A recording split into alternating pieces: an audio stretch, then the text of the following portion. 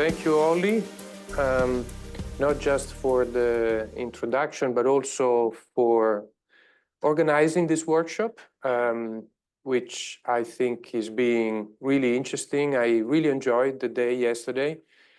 I have to say that although I usually present myself as a scholar of esotericism, I have a background in philosophy. My first degree was in philosophy, actually, but it's a long, long time ago. So my philosophy is actually a bit rusty, but I think it's a very good idea to expand the field of esotericism and to open up new perspectives. So I think the idea of bringing esotericism and philosophy in conversation is actually very good. So I'm happy to be here today. I also have to say that most of the papers presented here at the workshop are also contributions to the book that Ollie is editing. So I think they are well-rounded papers already. That's not the case with me. It's actually more of a work in progress. So I'm still thinking and I'm still working on this. So don't expect anything really too elaborate for now. And in this paper, I would like to discuss an author who is very little known outside of Italy, but not just outside of Italy. Even in Italy itself has not really been remembered that much. So there were only a few specialists or a few scholars, connoisseurs who knew his name. And his name, as you can see also in the title, is Mario Manlio Rossi. Rossi was a humanist with many interests, although I think the foremost identity, the way in which he saw himself, was mostly that of a philosopher. And it's interesting to note that in recent years, there has been a kind of Rossi renaissance with a number of publications, scholars who started to be interested again in him. There were actually 2 conferences in the last couple of years dedicated to him. And then also unpublished works that were found in his archive that were published. Most notably, an unfinished autobiography titled Memorie di un estraneo, Memories of a Stranger, that was published just a couple of years ago.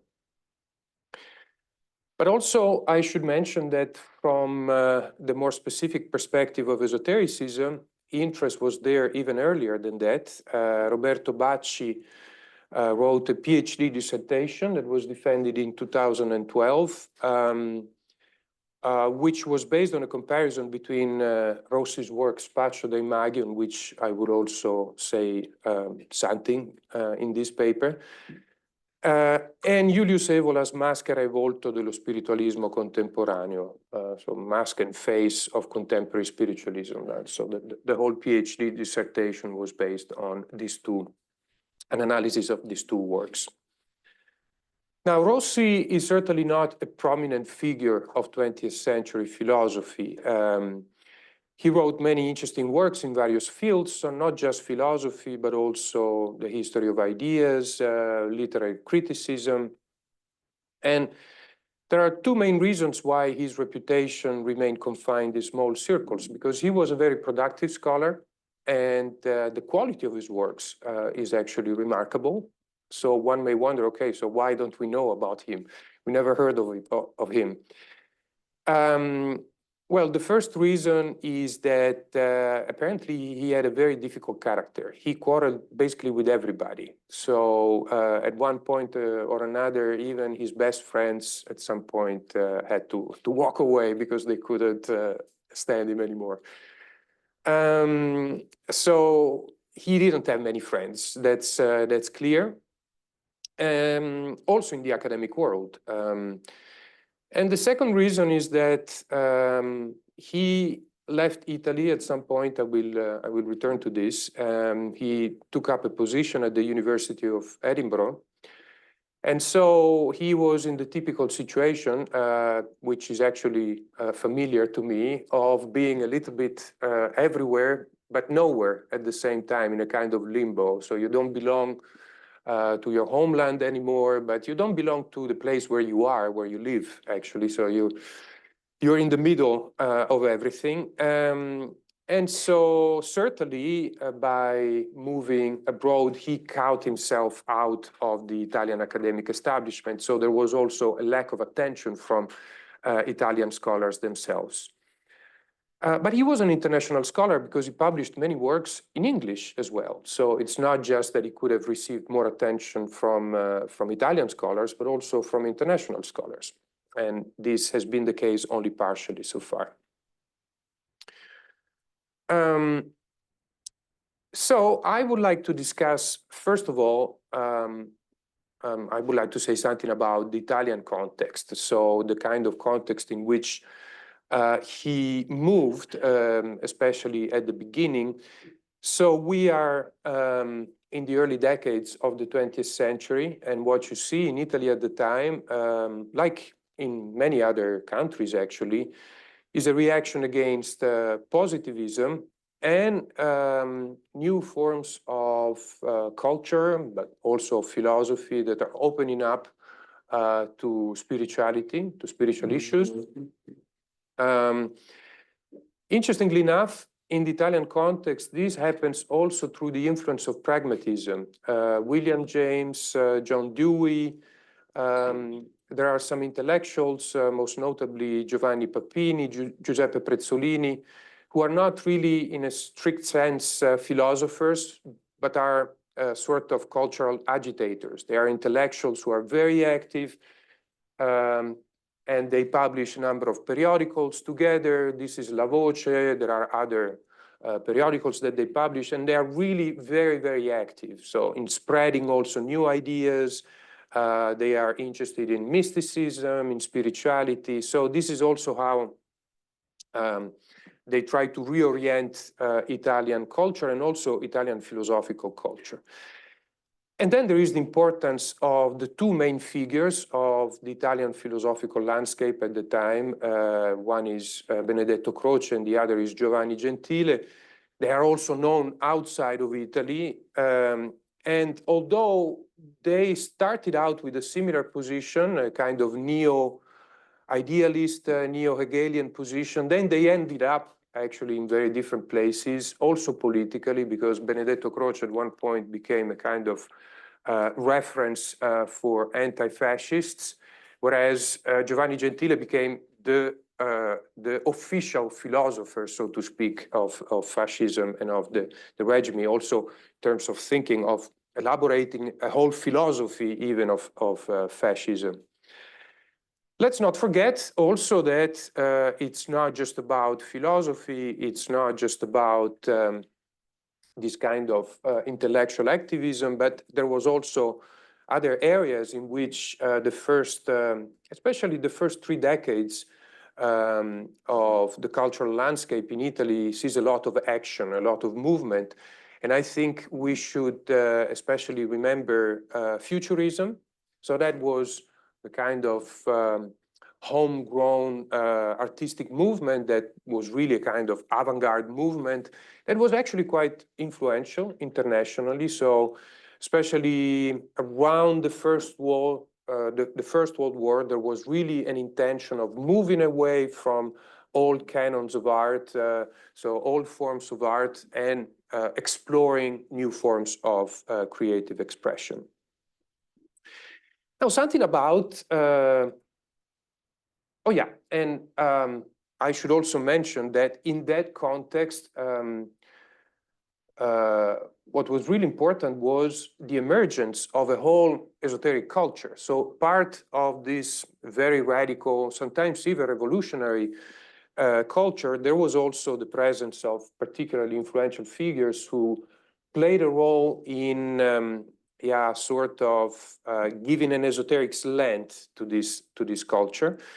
Probably the most famous figure in this context is Julius Evola, who, well, then today is also has become a particularly influential figure, especially in right-wing milieu. So there is also a political component there. He had a kind of problematic relationship with fascism, but certainly he was close enough to fascism itself, also with racist and anti-Semitic components. But this was later on. We are talking about a period where he was still actually very much involved in philosophy, also with a certain kind of radical idealism, and even in art, because he was also involved in Dadaism as an artist. He was a painter in those years. And that was, therefore, before he actually moved towards a more traditionalist kind of systematic thought that would happen after the discovery of traditionalism, of René Guénon, and so on. And the other figure was Arturo Reghini, who was a bit older than Evola, and at the beginning even played the role of a mentor for Evola. And he certainly played the role of mentor for Rossi also, because Rossi and Reghini were very, very close friends. I think Rossi was never a good friend of Evola. They knew each other, they frequented more or less the same milieus, but they were not real friends. Whereas with Reghini, there was real friendship. Okay, now a few words about Rossi and his his biography. So Rossi was born in Reggio Emilia in northern Italy in 1895, and he was the son of a notable family. His father had been the mayor of the city. He spent his childhood there and then moved to Florence for his university studies. And it should be noted that Florence was the hotbed of this radical culture at the time. So many of the figures who were really active in the intellectual landscape, including Futurism, so Prezzolini, Papini, they were all based in Florence. So Florence really played an important role at the time. Rossi became close to Futurism, was really interested in everything that was going on that was new, that was sort of innovating Italian culture, was close to the avant-garde milieus that were active in the city. And he went there basically to study. So he was a student at the University of Florence. He graduated in philosophy and started working at the beginning as a teacher in high schools. And this at the time, certainly in Italy, but possibly also in other countries, was the starting point for an academic career. So first of all, you would start teaching in high schools, and then at the same time, you would start also making some experience, usually with some lecturing also in the university, until the moment where, if you were lucky, you could also get a position at the university itself. So as I said, Rossi was close to Reghini, to Evola. He became involved in these esoteric circles, and he even published an article. That's the only article, as far as I know, that was published in an esoteric journal. So that's Atanor, which was an esoteric journal that was created by Reghini, founded by Reghini. And Rossi contributed an article to this journal. This was in 1924. So he was still quite young. And you can see also that he was also in the editorial committee. So in the redazione, you can see also his name. So he had been invited to join even the editorial committee. In 1929,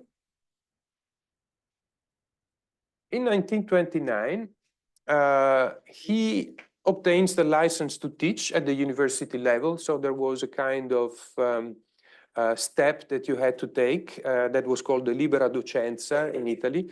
And so this is when he begins to lecture also in a university context, especially on theoretical philosophy. So that's really his field at the beginning. And then at some point he starts traveling. So he goes also to Germany as a visiting lecturer. He spends some time in Tübingen, then in Leipzig. And then starting from 1932 in Ireland. He is invited to Ireland because he had started already to work on English philosophy or English-speaking philosophy. And for instance, he had published a few works on Berkeley. And because of that, he was actually invited to spend some time in Ireland and to do some research there. So he started to build up actually a reputation as a specialist in that area. Now, what is interesting is that it is during one of these trips to Ireland that he meets with William Butler Yeats, the Irish poet. And there is a kind of friendship that comes out of this encounter. And you can see that it's not just a one-way friendship. So Rossi certainly was, especially at the beginning, in a kind of awe in the presence of Yeats, who was already relatively, advanced age at that moment. So it was a kind of younger person in the presence of someone who was already a Nobel Prize, actually, at the time, and a senator of his own country. But it's clear that Yeats was also intrigued by Rossi. So there are letters that they exchange, and you can see that Yeats is really engaging with Rossi. He's interested in Rossi's researches and interests and so on. Now, a few things about Rossi's political position, because we saw that he was close enough to these esoteric figures who were certainly close enough in different ways, but certainly close enough to fascism, not necessarily to fascism as a regime, but certainly as an idea or as an ideology. That doesn't seem to be the case so much for Rossi, who actually built up a kind of position as an anti-fascist. He resisted taking the membership card, so he never wanted to join the fascist party, which was actually a very strong choice in the sense that at the time, if you didn't have the card, if you were not a member of the fascist party, you could actually not make an academic career. So that was really something that discriminated between those who had and those who didn't have the card. For a long time, it was thought, and this is something that you find still in studies on Rossi even today, it was thought that actually he never, ever got the card, but that's actually not true. Recently, some evidence has come up that in 1939, so late enough, but still, it is important to mention that eventually he decided to get the card because he realized that without that, he couldn't go basically anywhere. And so finally, he made that choice. But it's interesting to see that after the war, he denied that. He said that he didn't. Was this exceptional? No. Actually, you have plenty of cases of Italian intellectuals who not only took the card in order to make, a career or professional advance, but who were actually even actively involved in fascist institutions, even publishing for fascist journals. And after the war, they deleted all the traces of that, and then in some cases even joined the Communist Party, and they wanted to present themselves as absolutely with a spick and span record. So it's important to contextualize this and to be aware also of those aspects. And essentially, I would say that if you wanted to describe him, he was a liberal. He was never a radical left-wing liberal. On the contrary, and in fact, after the war, he develops quite a critique of Marxism and socialism. And I have to say, this is probably also another reason why he wasn't able to make any further career in Italy, because after the Second World War, certainly in academic milieux, in the academic context, there was certainly a predominance of left-wing and even communist scholars. So presenting yourself with that kind of critique was not necessarily the best way to make friends in that context. Okay, so let's move on and let's say something about the work that I wanted to discuss. So the Spaccio dei Maghi, that's the title of the work. And I wanted to say something first about the title. Spaccio dei maghi. Maghi is easy. In Italian, that means magician. But what is the spaccio? And some of you who have some kind of philosophical study on their shoulders might think immediately of a classic of philosophy, which is a famous work by Giordano Bruno, Lo spaccio della bestia trionfante, which is usually translated into English as The Expulsion of the Triumphant Beast. That was published in 1584. So what is the spaccio? What is the spaccio? It's interesting that, by the way, the same work was published in a new edition in 1928. So that was a modern edition of this Giordano Bruno work that was published right before the publication of Rossi's Spaccio dei Maghi, which was published in 1929. This was published by Carabba, who was a publisher specializing in spirituality and sometimes even esotericism. And the foreword is by Papini, precisely one of the cultural agitators that I mentioned earlier. So certainly this work by Bruno was in the air at the time, so there was a new attention generally also on Giordano Bruno as an author. But spaccio is expulsion, but I think it can also be related to an English word, which is actually etymologically close enough to spaccio, which is dispatch. So the idea of dispatching, of dismissing, disposing of. So basically what Rossi wanted to do with this work was dispatching the magicians. There is another possible source for this idea of dispatching something, and it is this interesting book that was published even earlier than the new modern edition of Bruno's book, 1925, Lo spaccio del bestione trionfante.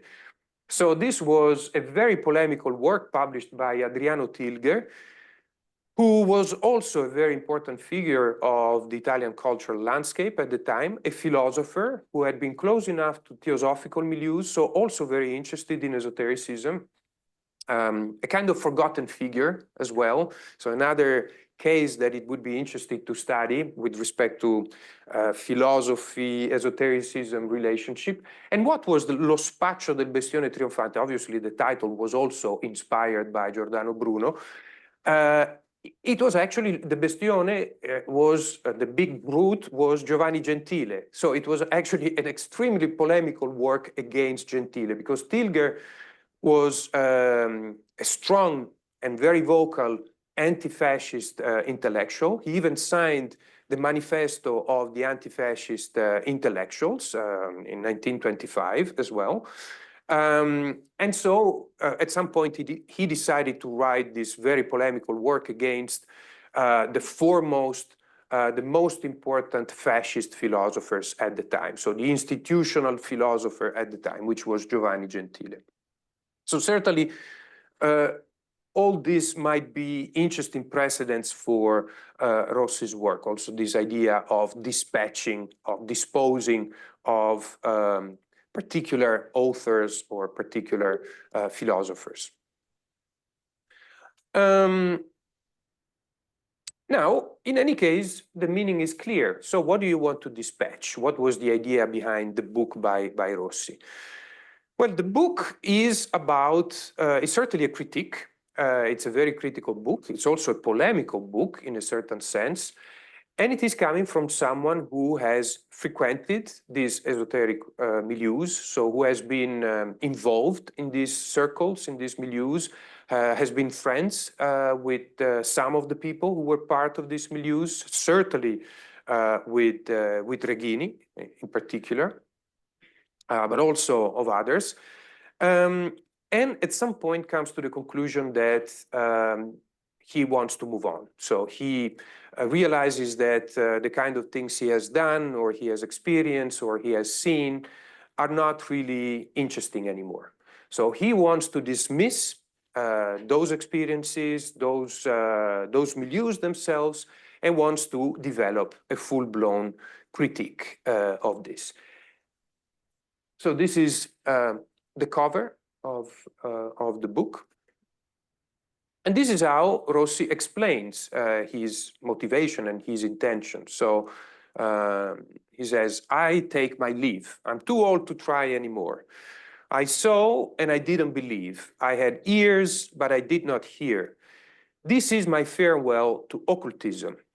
Brutally, I would say that I no longer have time to waste on it. And here is the interesting twist, but I feel sorry.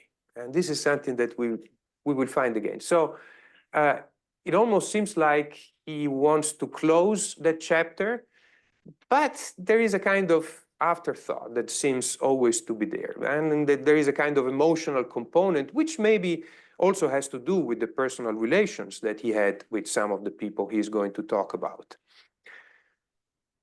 Now, in the book, Rossi sees the contemporary fashion of occultism and spiritualism as directly related to the emergence of modern science in the 17th century, so the scientific revolution, and to the culture of enlightenment in the 18th century. Interestingly enough, he doesn't use the word, but it seems to imply that what happened during the scientific revolution and then during the period of the Enlightenment was the creation of a reservoir of rejected knowledge. So this is a concept that most of us are familiar with because it's something that that Hanegraaff, contemporary scholar of esotericism, has used, as presented. But let's not forget that even before Hanegraaff, there was another scholar using this concept. And in fact, this is where Hanegraaff picked it up from. And this was James Webb, with a number of works in the 1970s already. Now, according to Rossi, this modern mixture of the experimentalism of modern science and of spiritual or occult interests is exemplified by Swedenborg. So this is where the analysis starts from, with Swedenborg. Swedenborg paves the ground for the later emergence of spiritualism, occultism, and theosophy. It all comes from there. So this new science, or this modern science, had discarded an infinity of aspects and forms that were still accepted in the already modern, but still encyclopedic and chaotic thought of the Renaissance. The new science necessarily brings in all fields the need for experimentation. And by organizing and ordering itself, it excludes from its midst many doctrines, many researches that Renaissance thought still admitted. We thus have, on the one hand, a certain amount of material eliminated from scientific investigation. We thus have, on the one hand, a certain amount of material eliminated from scientific investigations, and on the other hand, the need to experience and order this waste material, so the term is interesting, by those who, not being able to renounce occultist interests, tried to give them an appearance and an order, in keeping with 17th century experimentalism and the rationalist systematization of Cartesianism. Now, in the book, Rossi dispenses vitriolic critique on various esoteric personalities and movements. So after Swedenborg, there is quite something about spiritualism, theosophy, both in its Blavatskian and Byzantine variants, and also Steiner's anthroposophy. But of course, he doesn't spare the Italian occultists, so including also his friends Regini and Evola. What is interesting is that Rossi's critique is quite elaborate and sophisticated. For instance, when he discusses the vision of the world underlying modern magic, he emphasizes the process of psychologization. He doesn't use the actual term, but it's clear that this is what he is referring to. And this is something that has been noted by current scholars of esotericism. So this idea of psychologization of magic. I also agree with Bacci when he underlines Rossi's insistence on the contrast between the social aspect of magic, embodied in initiatory organizations and the performance of collective rituals, and the radical individualism that seems to be unavoidable in the practice of magic. So there is a kind of rapport between the members of a magical group that seems to contradict the aspiration towards individual divinization. Now, it seems to me, and this is something that Bacci perhaps is not really focusing on, that there is also a political subtext to this critique, in the sense that the same kind of tension or contrast could be seen between those occultists, such as Evola, for instance, who had an appreciation for organic models of society, which could find a modern expression in totalitarianism, totalitarian systems, and at the same time, a radical anarchist or ultra-individualist when it came to their own personal posture. So to sum up, there is a critique of the pretension to create a spiritual science, which, according to Rossi, is doomed to fail, because it is based on experiences that, having a mystical or magical character, share a degree of ineffability. So they are not communicable, cannot be shared with others, and therefore cannot be used to build a real science. Okay, I stop here. There would be a lot more to say about the book, but I want to move on also because there is not so much time left. What happens after the publication of this book? So the book is a farewell to occultism, to esotericism, and Rossi really meant it, in the sense that after that, there doesn't seem to be really an interest in esotericism again, at least for quite a while. So he meets, for instance, with William Butler Yeats. You would expect, knowing Yeats, who was really transparent about his interests, published a lot also about his experiences and so on, you would expect that they would meet and they would talk about these things. Well, that's not the case. You don't find any trace, for instance, in the letters that they exchange. Rossi talks about meeting. Yeats says something about their conversations. Nothing about occultism, about magic, nothing. And then there is also a very interesting element. So here is Yeats, and also a book that Rossi publishes about his travels to Ireland and his meeting with Yeats. No references to occultism. There is another very interesting example. Right after the Second World War, Rossi publishes a massive work on Herbert of Cherbury, who is a kind of proto-deist, kind of forerunner pioneer of deism. And this is actually now a kind of classic, published in 3 volumes. I think it's 1,500 pages, which is a monument of erudition in itself. It covers basically every aspect of Cherbury, very detailed biography with all sorts of details. He went to look for all manuscripts around the British Isles. Well, current scholars, contemporary scholars, have noticed that in Herbert of Cherbury, there are quite a lot of elements in his thought that are coming from what we might define, simplifying, the Hermetic tradition. So by reading, for instance, Giordano Bruno, by reading, even the Corpus Hermeticum itself, well, in 3 volumes of Herbert of Cherbury by Rossi, there is nothing.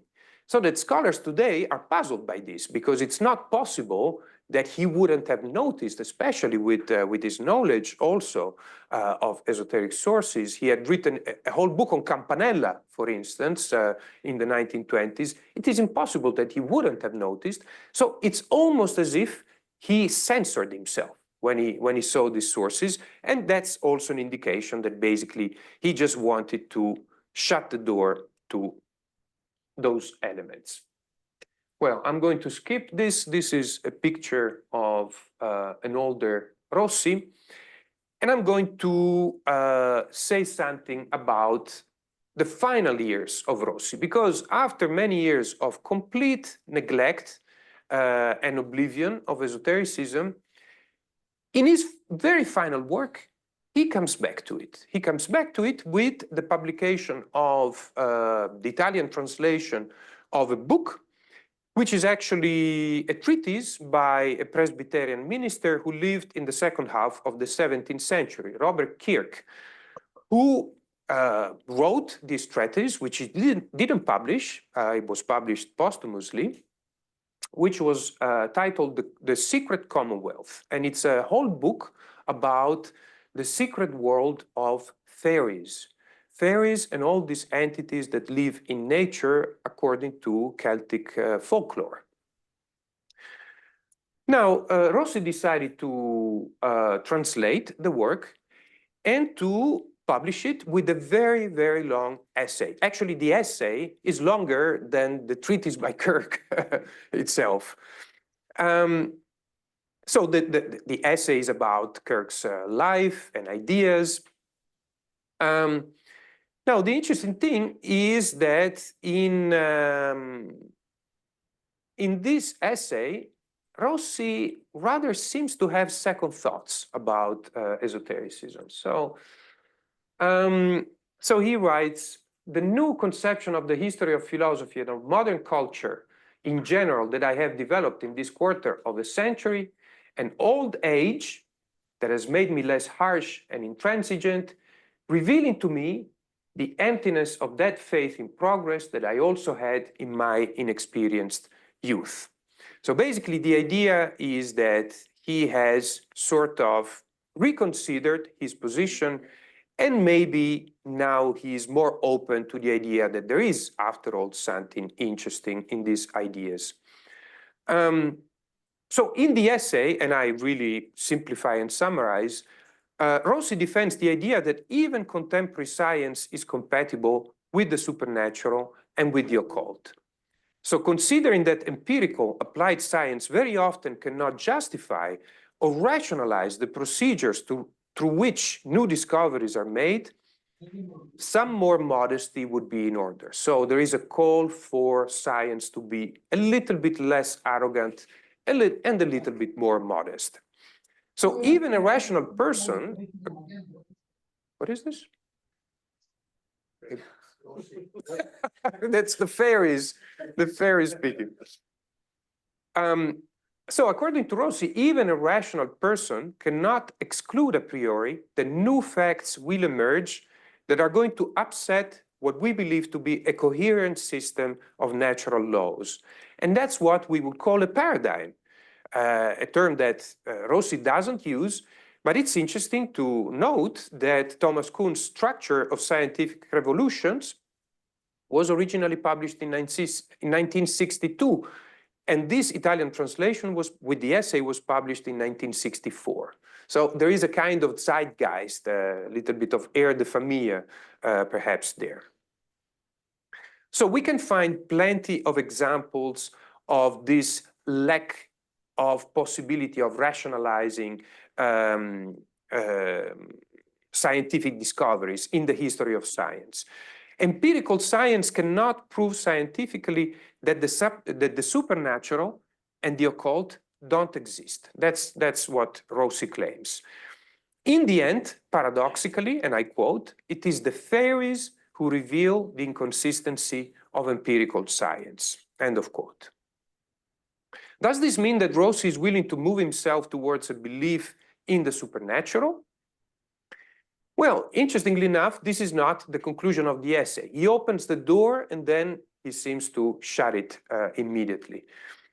In fact, the conclusion of the essay, he says, has revealed to him, and I quote, the warm, pious humanity of its author.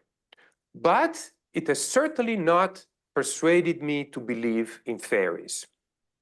But then, right after that, and these are the very last words of the essay, there is an echo of the same regret he had expressed already in the Spaccio dei Maghi. So the final words are, and I feel sorry. Thank you very much.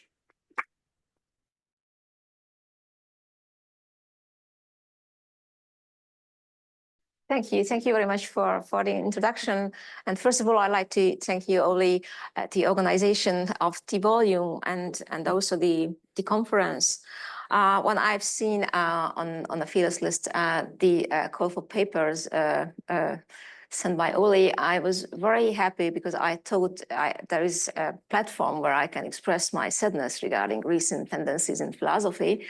And as far as I see it in some presentations, I think I thought it rightly. I mean, so in my presentation, I would like to define something because as it became quite clear that terminology is very ambiguous in esoteric studies, or so if we would like to define what esotericism or esoteric or philosophy is, we are in trouble in a certain sense. I will attempt to define it in a certain sense, and against this background, I would like to keep to perspective or to aspects which I think is very important in philosophy as well.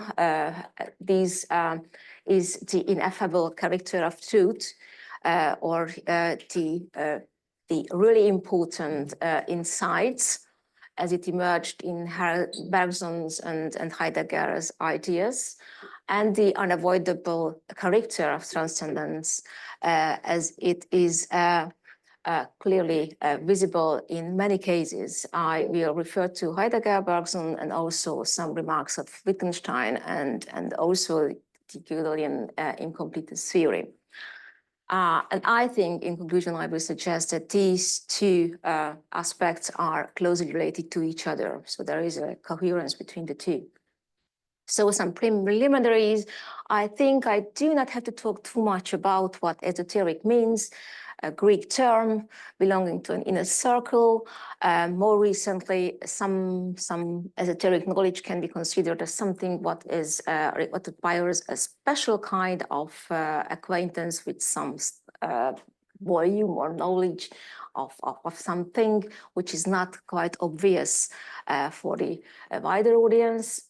We talk usually about different esoteric trends, and I will refer to esotericism as a cultural historical phenomenon, as differentiated between, in accordance with the time scale honograph, as a pre-Enlightenment worldview with ancient roots.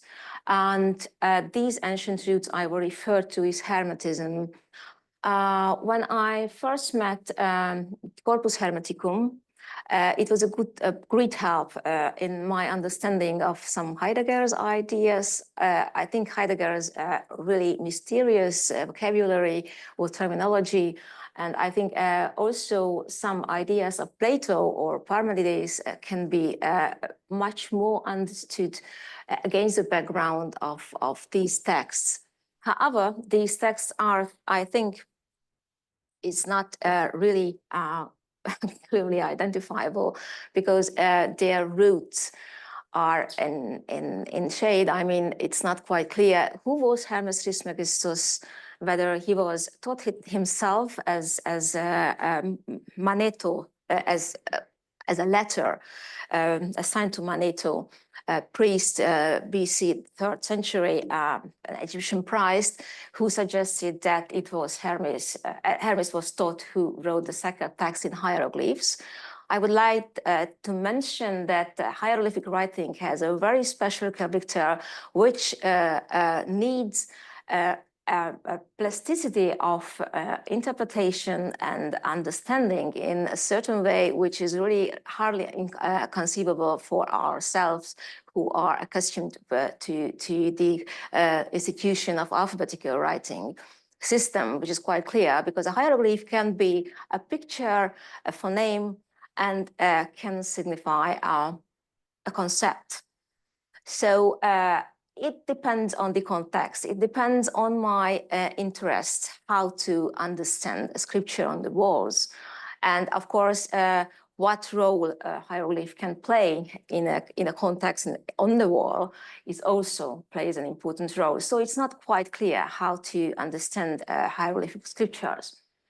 And the second Hermes was the father of thought, a participant of the dialogue in Corpus Hermeticum. and the son of Daimon, who also related to some divine divine reason, if I may say such funny thing. And so this second Hermes was who translated the sacred text into Greek after the flood. The mentioning of the flood was something that has some I think some echo in Christian literature, or in medieval and early modern philosophical writing.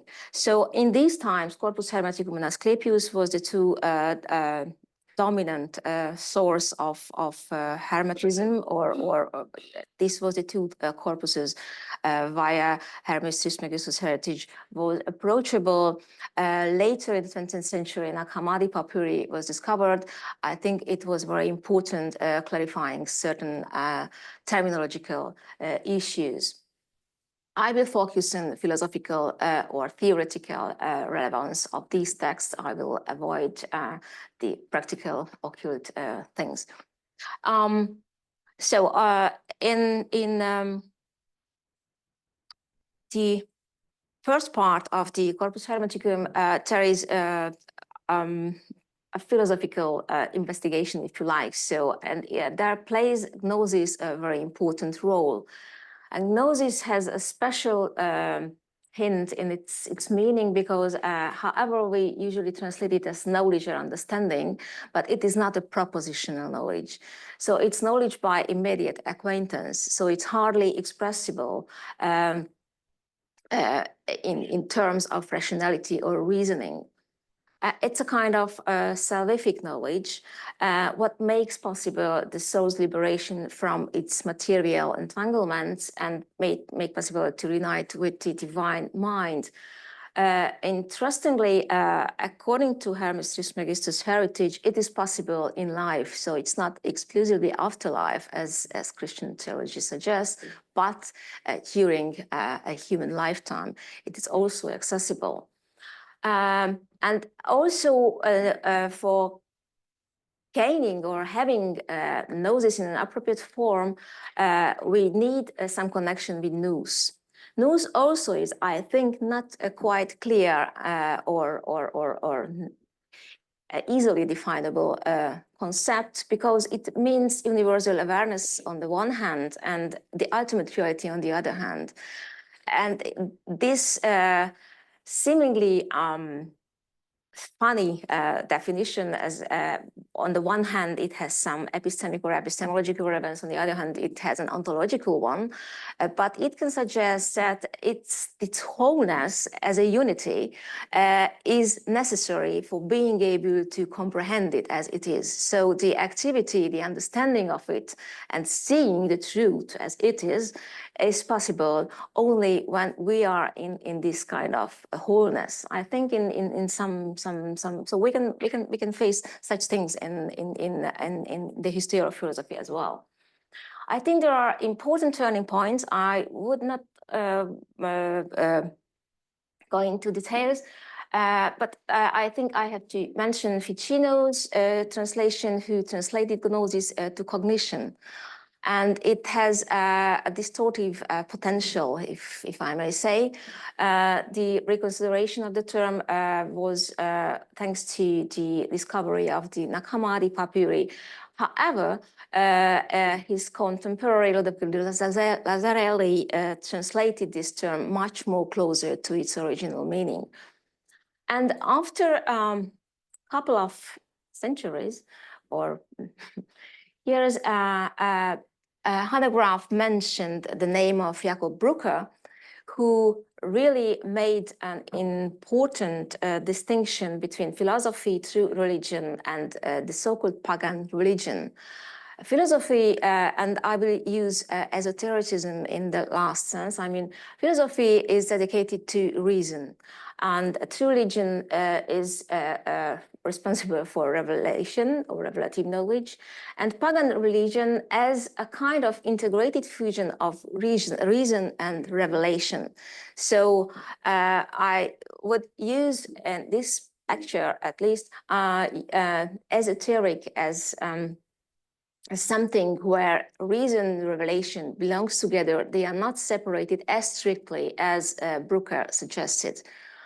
We will see that in the history of philosophy, a kind of synchronicity with Kant's suggestion how was this divine transcendence or this revelative knowledge was eliminated from the realm of philosophy. So the first aspect, the ineffable character of truth. There are three, I think, interrelated concepts as we see in gnosis and nous. I do not want to recapitulate what I've said already. And logos is the third very important instance in this sense. And at this point, we'll see why I start with Heidegger, not with Bergson in reversed order. So a logos in Hermeticism says that it is a mediator between human consciousness and the divine. It is capable of provide us some insight, the polarities between matter and nous. It is capable of mediating between them on the one hand, and on the other hand, it is capable for mediating between the humans. So it makes possible mediating a revelatory knowledge for people, for humans as well, not just communication between the divine and the human. And as it is expressed quite explicitly in the Corpus Hermeticum, reason, the discourse, as not capable lead us so far as the truth, as logos other way would be capable of doing so. So, however, the first part of Corpus Hermeticum is a kind of reason discourse, so it's kind of philosophical argumentation. Beside the importance on emphasizing the relation towards the divine transcendence, it is not capable of providing the excess so clearly as it would be possible otherwise. So this suggests that logos as a communicative means is not capable, or language, I may say, is not capable of this kind of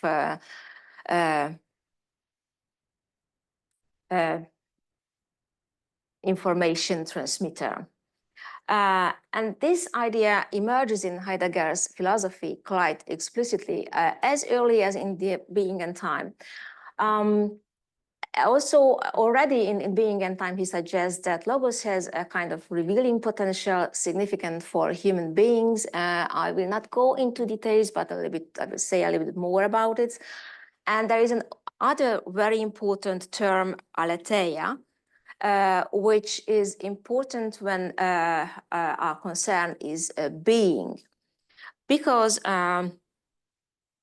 the concealed and unconcealed are characters of the very being itself and not characteristic of the noticing and apprehending activity. Nevertheless, perceiving and saying have indeed for Greeks too the basic feature of truth and untruth.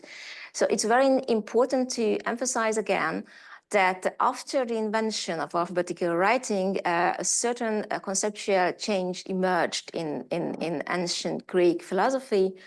And these overlaps and these belongingness of saying and the thing itself evaded, as we will see in case of Bergson, who quite explicitly describes why language is incapable of providing us with truth.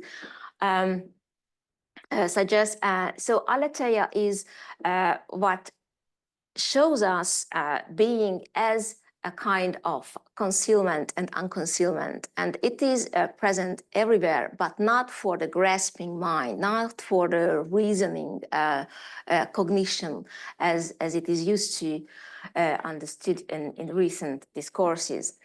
However, logos is discourse, suggests Heidegger.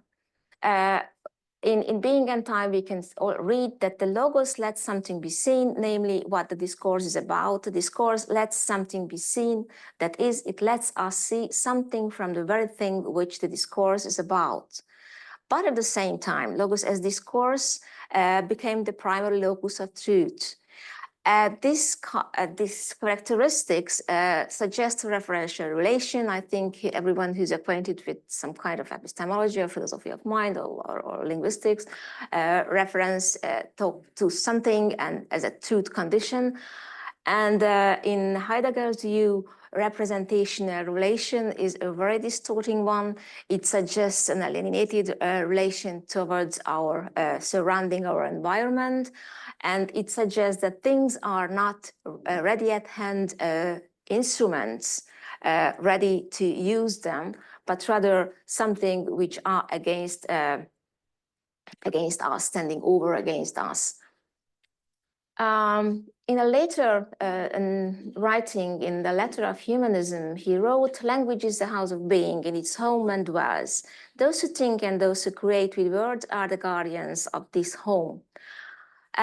I would emphasize this because this quotation suggests, and other writings as well, that poets and philosophers has a distinguished role in this process, because a philosophy is to show the work of aletheia in its entirety. That is, philosophy is capable of showing, or should be capable of showing, concealment and unconcealment at the same time, that is, capturing the whole, while poetry is to give a name to being in its positivity as a wholly, if you like, and highlights unconcealment. And I would like to refer back to again to hieroglyphic writing as a pictorial writing as compared to the alphabetical writing, which define things according to the acoustic phenomenon. So poetry is capable of doing so because poetry speaks in images. We will return to images or image-like phenomena in language in case of Bergson. So just to recapitulate what I already said, in Hermetic context, logos makes the material world coherent. So it provides a background against which things have some meaning, things have some so it provides some understanding how to be amongst material things, and makes it possible to share knowledge about the divine. Heidegger understood logos as it has constitutive power, make things visible, distinguishable, and since it is expressed via language, we can share it. But unfortunately, we use language as if it were a mere instrument without the power of showing and constitution.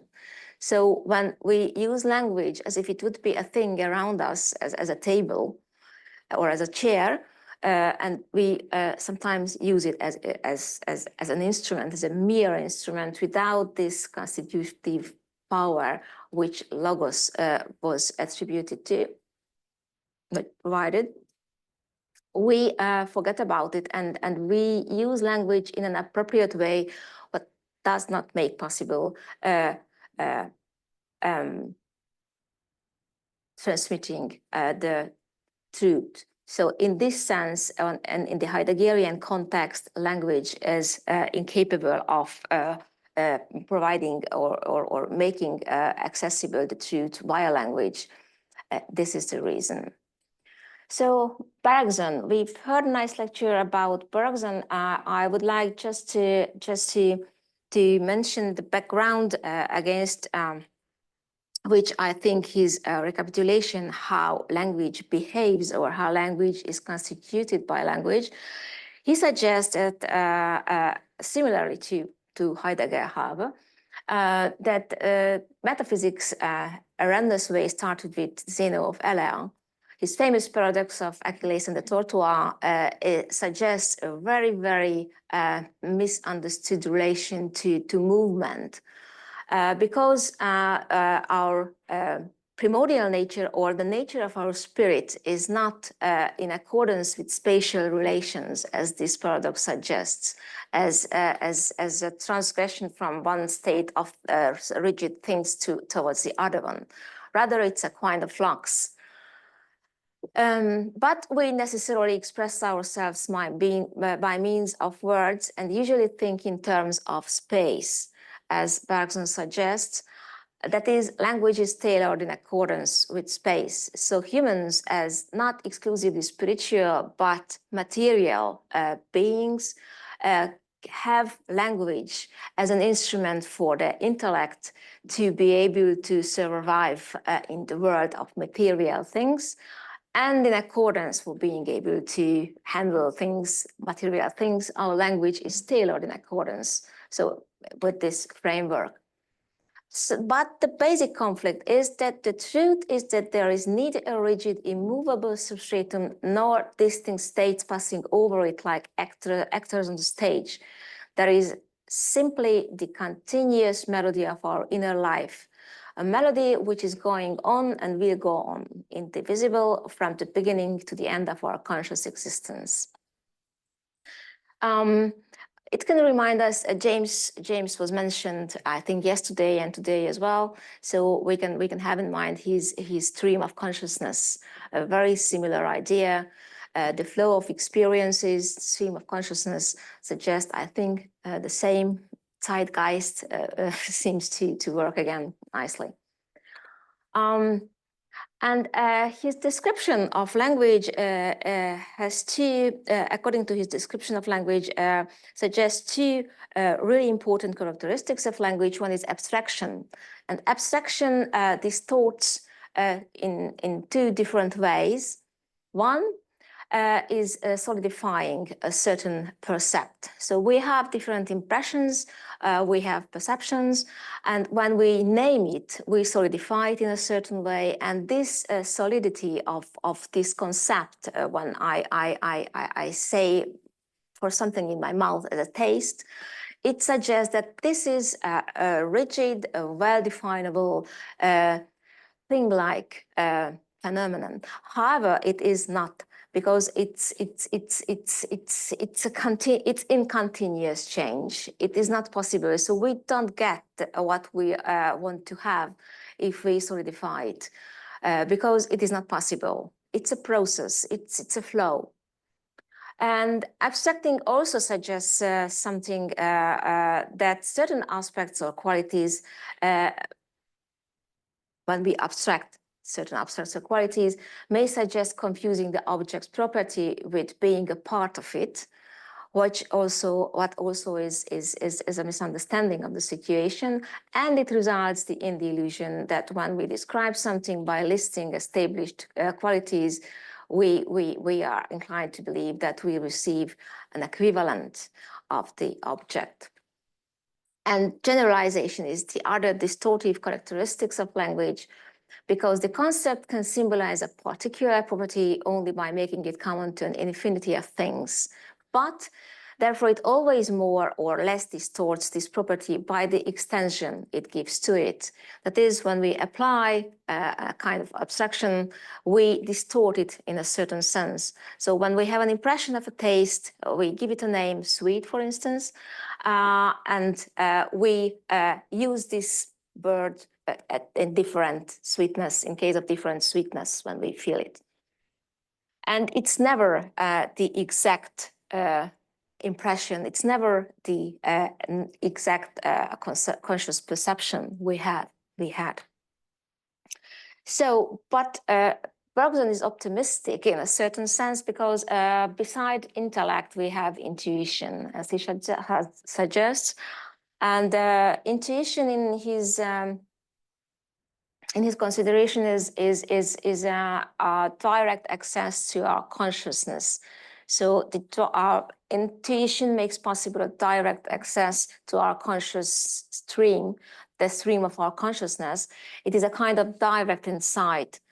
And it can find expression through analogies and metaphors, which lead us again back towards to image-like things, not that definite as words.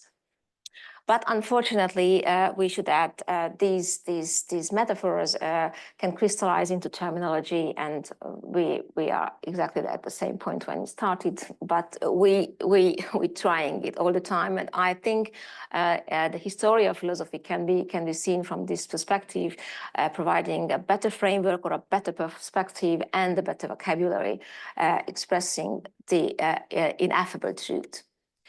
So, and the unavoidable transcendental. We see what news, news played in regarding gnosis or this revelative knowledge, and in this sense, I think Professor Hanegraaff mentioned yesterday that he suggests that everything is empirical. I would prefer the expression of experiential, because this revelative knowledge is accessible via private or individual experience. So that's why verbal expression or linguistic expression is not capable of providing it, as Bergson, I think, very nicely show us how it is impossible to describe something as it is. This individual or personal experience, be it relative or any other kind, is not accessible linguistically and not communicable. And in Heidegger's case, the interplay between concealment and unconcealment as the basic characteristics of being and intuition, through which Dürre, the stream of consciousness in Jamesian terms, is accessible in case of Bergson, are all beyond mundane experience. So they are all beyond the material world. They are all beyond our worldly experiences, merely worldly experiences. So when we reflect upon our psychic life or conscious states or the way how we're cognizing, how we make a decision or whatever, it's a different level, but the mundane experience is below this limit, and all these instances I've been talking about are beyond these mundane experience. So there is an effort, an additional effort, and we would like to talk about these things. However, meaning and coherence of worldly experiences can emerge against the background of these instances. So in both cases, there is something beyond we refer to when we would like to describe the complete phenomena of our worldly experiences. So Heidegger describes the process of the oblivion of being as it is happened. According to him, he suggests it happened quite early when our attention from being itself was turned toward the final ground of beings. It's important that being as a kind of transcendence, if you like, and beings as things and entities in our world. So this was the arche. I think the divine transcendence was not in question in medieval times. It was included in argumentation. So it was beyond question, and it was beyond question even for Descartes, its existence and omnipotence. But with his cogito, with his suggestion that we have to establish our knowledge about the world within ourselves, within the individual mind, resulted in eliminating the divine transcendence from the field of epistemology. And I think it is a decisive step. The next decisive step is taken by Kant. He wrote in his paper, Reflection on Swedenborg's ideas, that metaphysics is the science of the boundaries of human reason. That is, he excludes transcendence from the realm of metaphysics, because the eligibility of things via the human reason is what our target is. So the transcendental is beyond, because it is not possible to get it within human understanding.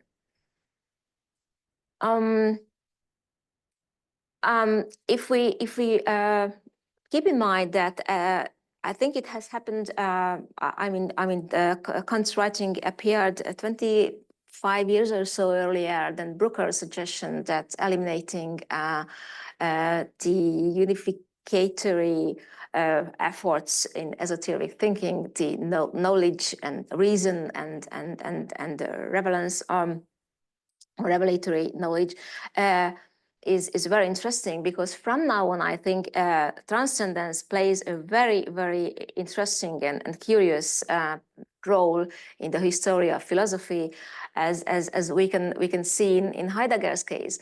So in his early writing, he talks about immanent transcendence, and it can remind us to intentionality as being intentionally.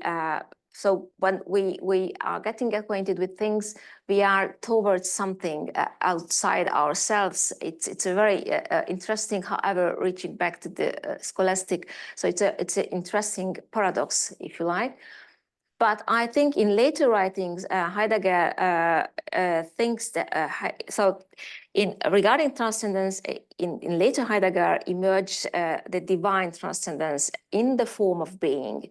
Because in case of Heidegger, being and Dasein, human being who is thrown into the world, and Dasein is a distinguished being because he is capable of reflecting upon its thrownness and its relation to being. The Dasein is only exclusively capable of grasping the situation that without being, there is nothing. I mean, being is a necessary condition for having what we have in mind and being a worldly existence.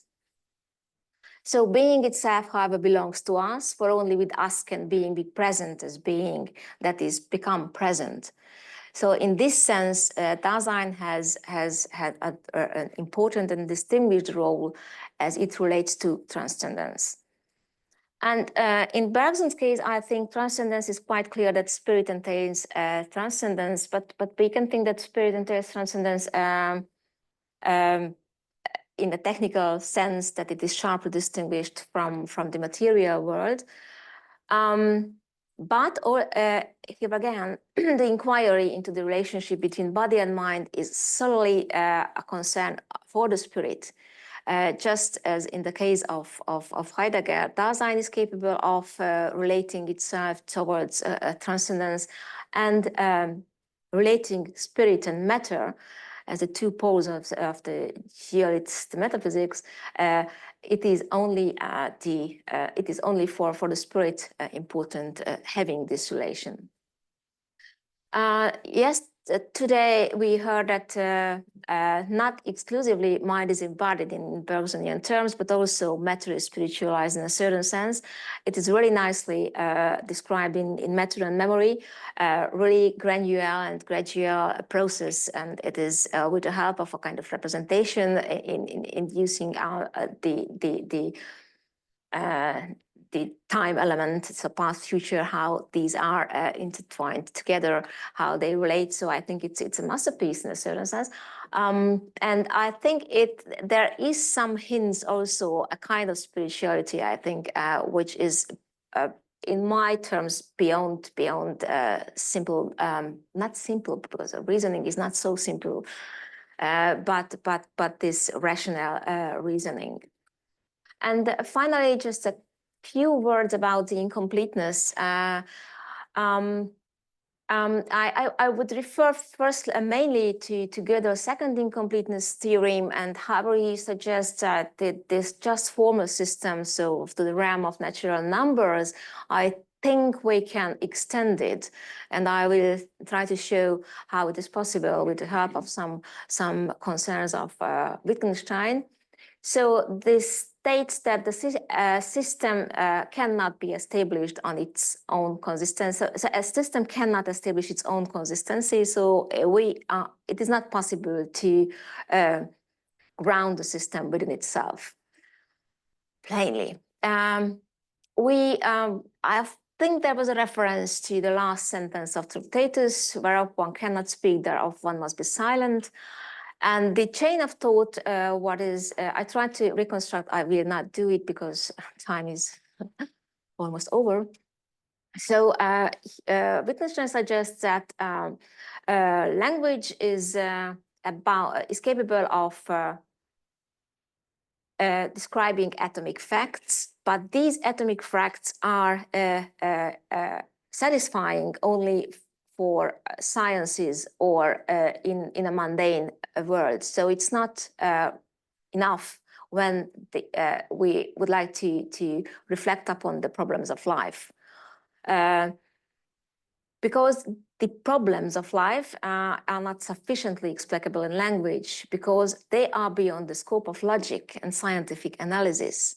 So as we have seen in case of logos as reason discourse in Hermetic tradition, as we've seen logos as a mere instrument for communication in case of Heidegger, and abstraction and generalization as what makes a language strongly distortive or incapable of being exact and accurate enough, as Bergson described it.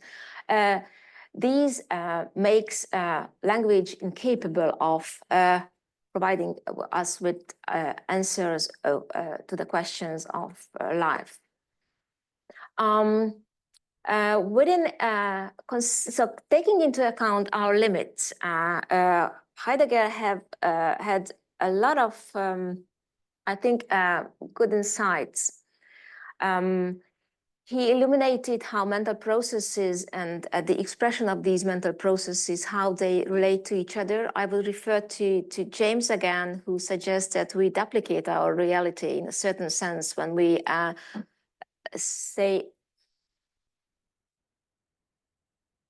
say at the same thing once at mental phenomena and at the other time of something this mental phenomena referred to. And also calls attention that when we express our ideas or feelings or pains or whatever, we express it within a calculus, within a linguistic system. And that is, we transform it in accordance with this linguistic system, which I think induces some change as well.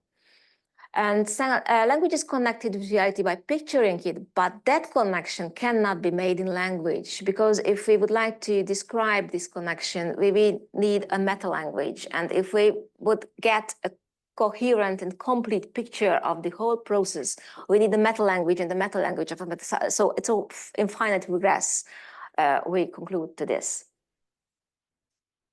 Right. So summarizing the ideas I referred to by Wittgenstein, when we want to understand mental phenomena or the operation of language as worldly occurrences, we need to reach beyond it. We have to transcend its limits, otherwise we find ourselves in finite regress. That is, if we limit the framework of philosophy to a mundane world, to the world of understanding, as science does. So when consciousness studies start to investigate how can they define consciousness, they really set very rigid limitations of their inquiries. And if we do the same in case of philosophy, I think as philosophy used to ask about the whole, the answer to give such questions targeting at the whole will not be possible. So as a conclusion, introducing new terminology of perspective, demonstrating insufficiency of earlier reconstructions and the need for a new framework. It's an old idea that the history of philosophy is footnotes to Plato. That is, we try all the time reformulate old problems in accordance with recent occurrences. and the ineffable character of the ultimate truth or reality or experiential world induces claiming to transcend the ordinary mundane domain of experience. I think it's clearly visible when people or philosophers I refer to suggest new perspectives, new entry points, and new terminology. And although recent philosophy articulates itself in new terms and mostly targets mundane phenomena, its relationship to transcendence in its literary sense and the effort to express itself appropriately are as crucial as in the case of esotericism.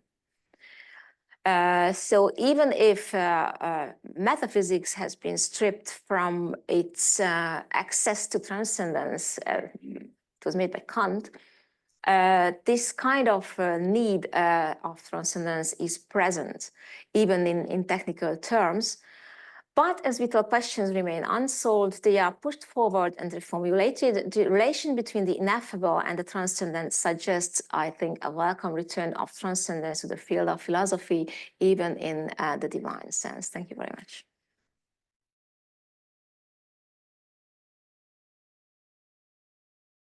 Before I start, I want to thank Ollie for organizing such an interesting conference, for bringing everybody together to discuss these ideas. I've very much enjoyed the presentation so far, and it's a real privilege to be here.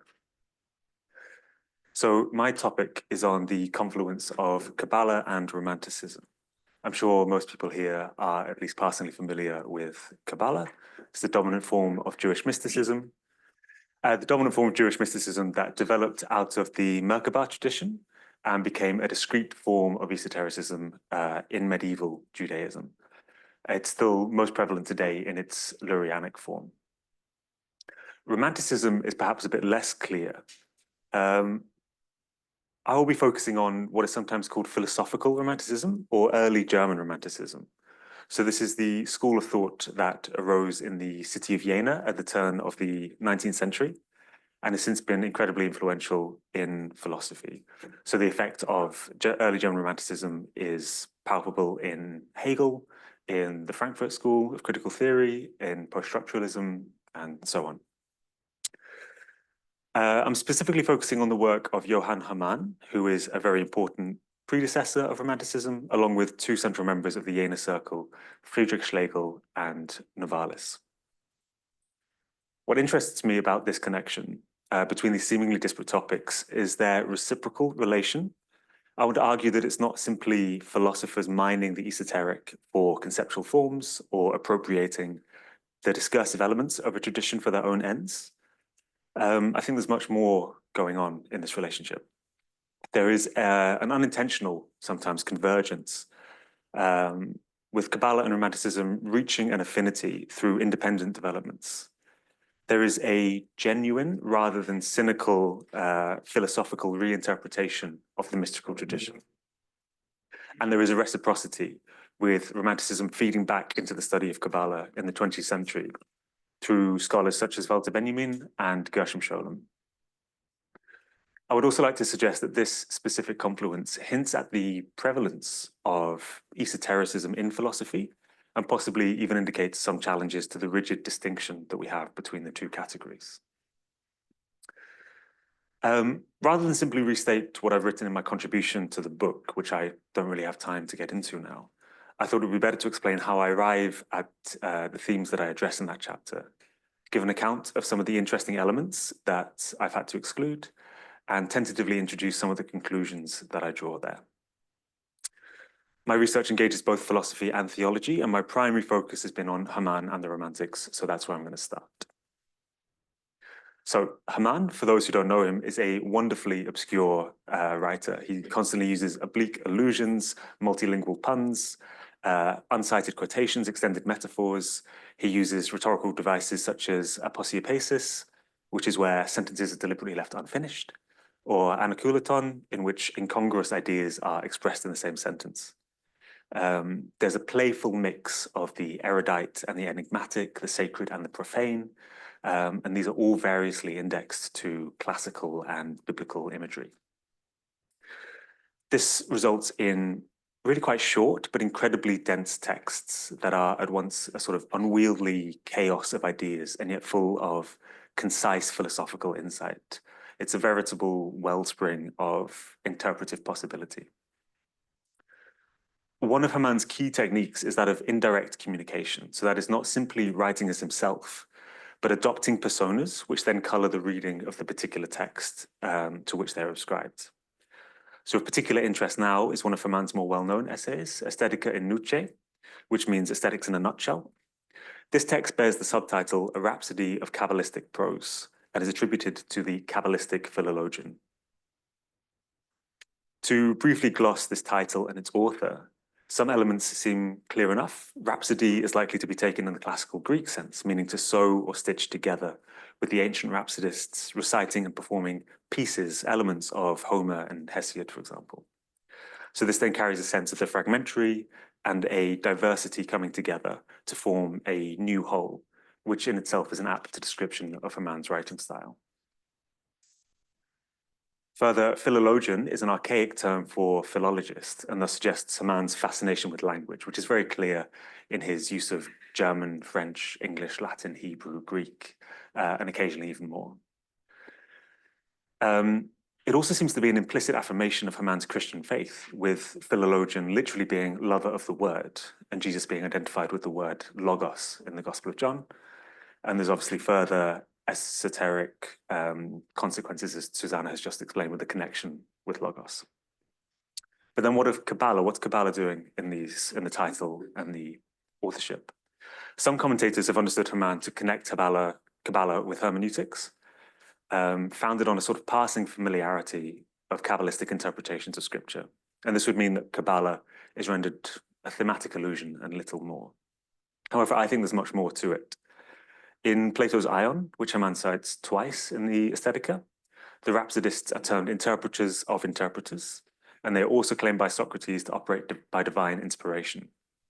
Further, with the relationality in the implicit in the use of philologian as both a lover of language and a lover of God, these elements all suggest a greater concern with distinctly Kabbalistic themes of revelation and participation in the divine.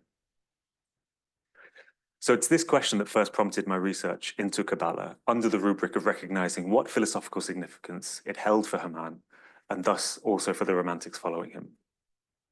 In the course of this research, I found a glut of fascinating correspondences and borrowings.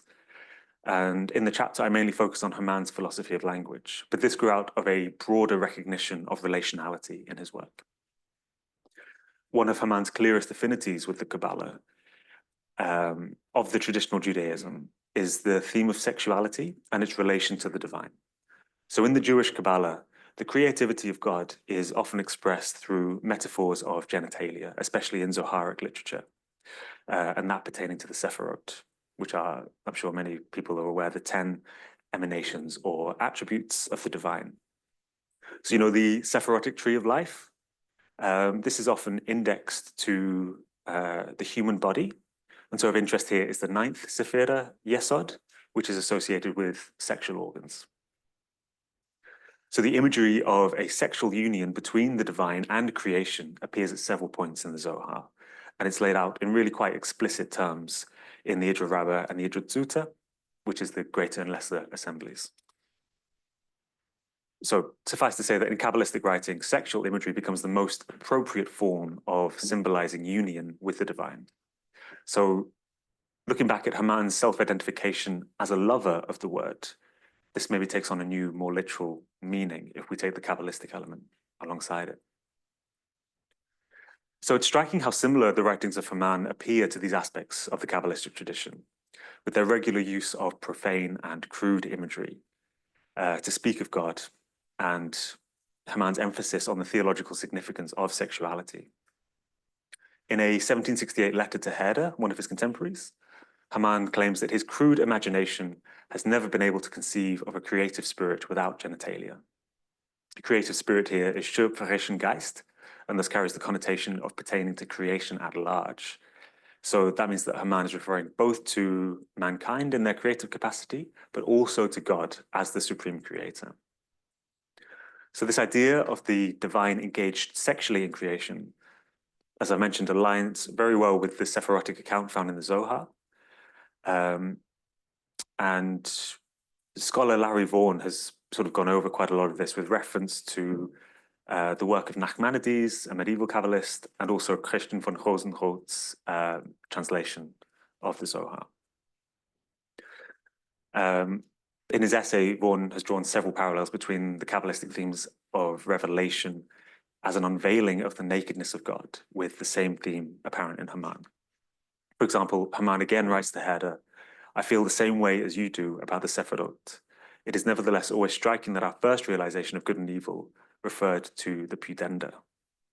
Revelation for Haman has always been associated with nakedness, and it's thought of as an encounter for which sexual language is the most fitting." The sexual language is sort of a simultaneous concealing in that it encodes it in the text, but then also a revealing in that it is, it's crude, right? It just sort of reveals the sort of normally hidden aspects of divinity. And Haman is very clearly aware of these dynamics as well. So one of his later essays is literally called Disrobing and Transfiguration.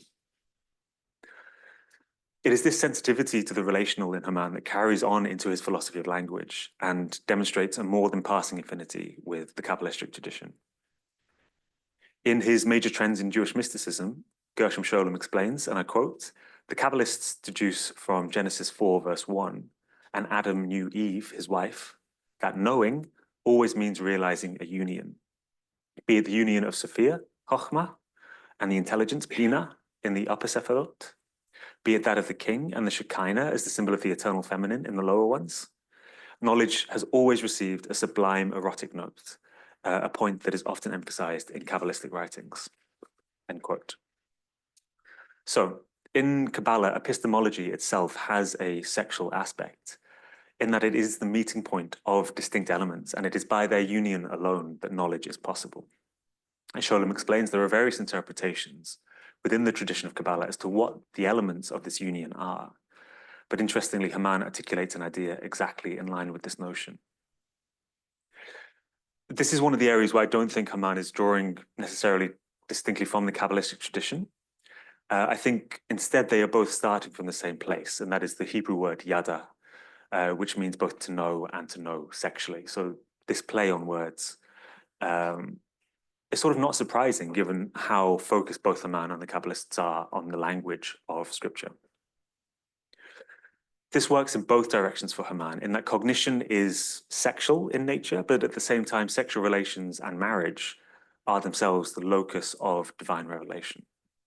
So the enthusiasm of the inspired rhapsodist that he refers to in his title can be understood as a distinctly relational approach to language, a bringing together of difference into unity. Such embodied experience comes under the domain of the aesthetic for Haman, and his emphasis on the theological and philosophical importance of such experience brings him remarkably close to the Kabbalistic tradition, both through a line of textual influence that I think is there but is quite hard to trace, but also by developing a comparable interpretive paradigm in his approach to scripture. And he really goes at lengths to emphasize the aesthetic element of language.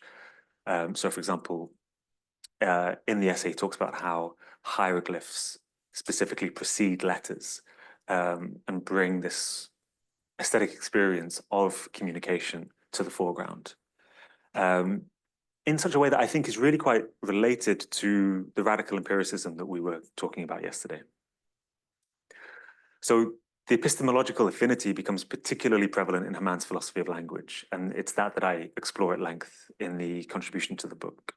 So I'm not going to repeat that here, but suffice to say that it's very evident in Haman's approach to hermeneutics, particularly in his attack on historical criticism that foreclosed on the poetic and embodied aspects of biblical language, as well as his defense on the expressiveness of language.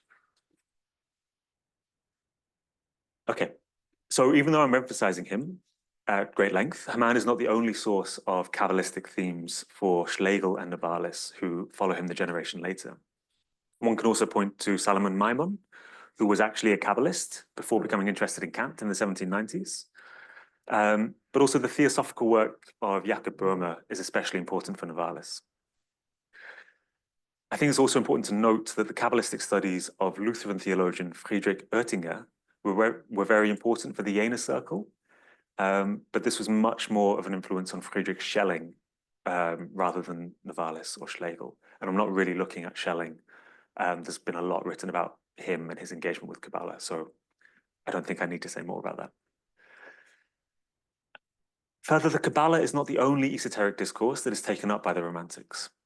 It's really quite possible to find alchemical and Hermetic themes, and Novalis expresses a particular enthusiasm for the work of Paracelsus. So that is to say that the adoption of Kabbalistic themes by the early German Romantics is quite different from the traditional Kabbalah in that it's incredibly multifaceted and syncretic. However, the reason I'm focusing on Haman is because he's the most important antecedent for the aestheticization of Kabbalah, and his relational aesthetics flow very strongly into Romanticism. Schlegel especially emphasizes the role of love, for example. And this is both epistemic. So Schlegel argues that one can only come to know nature through love, through having this relationship, but it's also theological. So one of Schlegel's fragments reads, all life in its ultimate origins, not natural, but divine and human, for it must arise out of love. Just as with Haman, this relationality is considered a coincidence of opposites that is necessary for knowledge. And this takes on a particular linguistic expression. There's a particular form of writing that seems to be appropriate for these authors to express this coincidence of opposites. So that is one that is fragmentary, full of irony, full of jokes, full of strange referential combinations. What is most important for my research is that this linguistic expression is identified as Kabbalistic by the Romantics themselves. This is a Kabbalah that is made a trope of the aesthetic, and yet, despite this aestheticization, there is a surprising continuity to be found with the traditional Kabbalah. Schlegel, following Haman's influence, sees an unending potential for interpretation in language. Haman's difficult yet playful style impels his reader to interpret what he's saying. There just isn't a plain reading. The text evades anything like a straightforward communicative function. Schlegel and Novalis adopt aspects of this method for writing, turning to the form of the fragment to produce a garland of thoughts that is strung together, embracing their incompleteness, and again, requiring the reader to interpret them as their meaning and their interrelation is simply not self-evident. In this, they can address a host of different topics with their thoughts sort of cascading around, purposefully lacking a discursively deducible organization and foregoing any kind of conjunction between the different arguments. The Romantics would work together on this, compiling collections of fragments from multiple authors without delineating the authorship. They would also comment on each other's works. So, for example, Novalis filled one of Schlegel's handwritten manuscripts with his own notes and commentary on the fragments themselves. More so than with Haman, then, one can start to see a formal similarity to things like the collections of rabbinic sayings, or the glosses upon glosses, or commentaries upon commentaries of the Talmud. Even the Zohar, though not fragmentary in the same way, is composed of an incredibly eclectic collection of texts. There's an affinity even in terms of authorship. So though the Zohar is traditionally ascribed to Shimon bar Yochai, more recent historical scholarship suggests that there may have been a circle of Kabbalists centered around the 13th century Spanish rabbi Moses de Leon, whose group authorship was combined to form the text. So the point here is that the relationality of philosophy is quite literally performed in the text. This is a relationality that begins to break down clear boundaries between the authors themselves, between the text and its interpretation. And this too implies an ongoingness. When the interpretation is contiguous with the text, it too can be interpreted. There is an essential incompleteness. So harkening back to Haman's Rhapsodist, this eagerness to emphasize the ongoingness of poetic production through perpetual interpretation is pushed by Schlegel and Novalis to distinctly Kabbalistic ends. The example I want to focus on to draw out more of this Kabbalah romantic affinity is their idea of producing an infinite book. In one of his fragments, Schlegel muses, and I quote, "It must be possible for there to be an infinite number of Bibles," end quote. This idea emerges precisely because language can be reworked and reinterpreted ad infinitum. Reading this fragment, I am put instantly in mind of the Kabbalistic interpretive technique of the Tamura, which is a process which transforms the words of the Bible through an inversion or otherwise systematic substitution of letters. So when the Mishnah reads, "Turn the Torah over and over, for everything is in it," it is the Kabbalists and the Romantics that take this idea seriously, seeking to do just that by constantly reworking, recombining, and interchanging the text so as to perpetually turn it over, to render the Bible in a constant state of becoming, to use Navalis's words. The Tamura is a particularly prominent form of biblical interpretation in the Kabbalah, and it's traceable to the most early Kabbalistic texts, the Sefer Yetzirah, for example, but it's also utilized in Ashkenazi Hasidim in the 12th and 13th centuries. It's used in Abraham Abulafia's ecstatic form of Kabbalah, and it's even picked up in the Renaissance Christian adoption of Kabbalah, particularly in the work of Pico della Mirandola. Navalis's claim that any discourse can be substituted for and combined with any other, I think, can be read as a higher order instantiation of these linguistic permutations. And similarly, Schlegel's insistence on infinite interpretation to the point of incomprehensibility, something that he calls a Kabbalistic frenzy, means that he is open to a radical instability of meaning. A text can mean something really quite different from what it seems to say initially. Hence, the Romantics recognize the language of Kabbalah as distinctively appropriate and therefore self-identify with the tradition. Schlegel equates aesthetics with Kabbalah, and Navalis's syncretic combinatorial philosophy is termed by Navalis Kabbalistics. The tradition of Kabbalah thus articulates the relationality that the Romantics want to demonstrate, the relation of the sign and the signified in their linguistic philosophy, the relationship between author and reader, the relationship between these different combined discourses, the text and its interpretation, even between the different fragments themselves. It's through these connections that Romanticism begins to filter through to the academic study of Kabbalah in the early 20th century, which is what I'll turn to now for the last bit. So my focus of this adoption of Romanticism back into the study of Kabbalah is the work and friendship of Gershom Scholem and Walter Benjamin. Scholem is perhaps the most well-known scholar who restored the Kabbalah as a legitimate subject for academic attention. On the other hand, Benjamin was an important interpreter of the Romantics, as well as a philosopher of art, history, and language in his own right. And he was affiliated with, although not technically a member of the Frankfurt School. Benjamin's early essay on language as such and the language of man shows Haman's influence and adopts the Romantic paradigm of understanding an essential relationship between things and their names in an originary divine language, a language of being, so to speak. This relationship is also obviously apparent in the Kabbalah, with an emphasis on God speaking the world into being, and the consequences of which are drawn out in the Sefer Yetzirah. Benjamin's essay contains further interesting Kabbalistic elements, including an interpretation of the Adamic naming in the early chapters of Genesis, and ultimately the purpose of the essay is to posit an almost mystical metaphysics of language.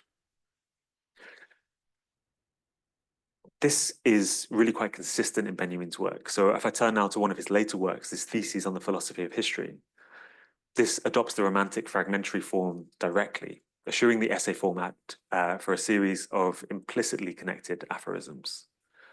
The work seems to strongly bear the influence of the Lurianic Kabbalah in its treating the whole of history as an ongoing disaster.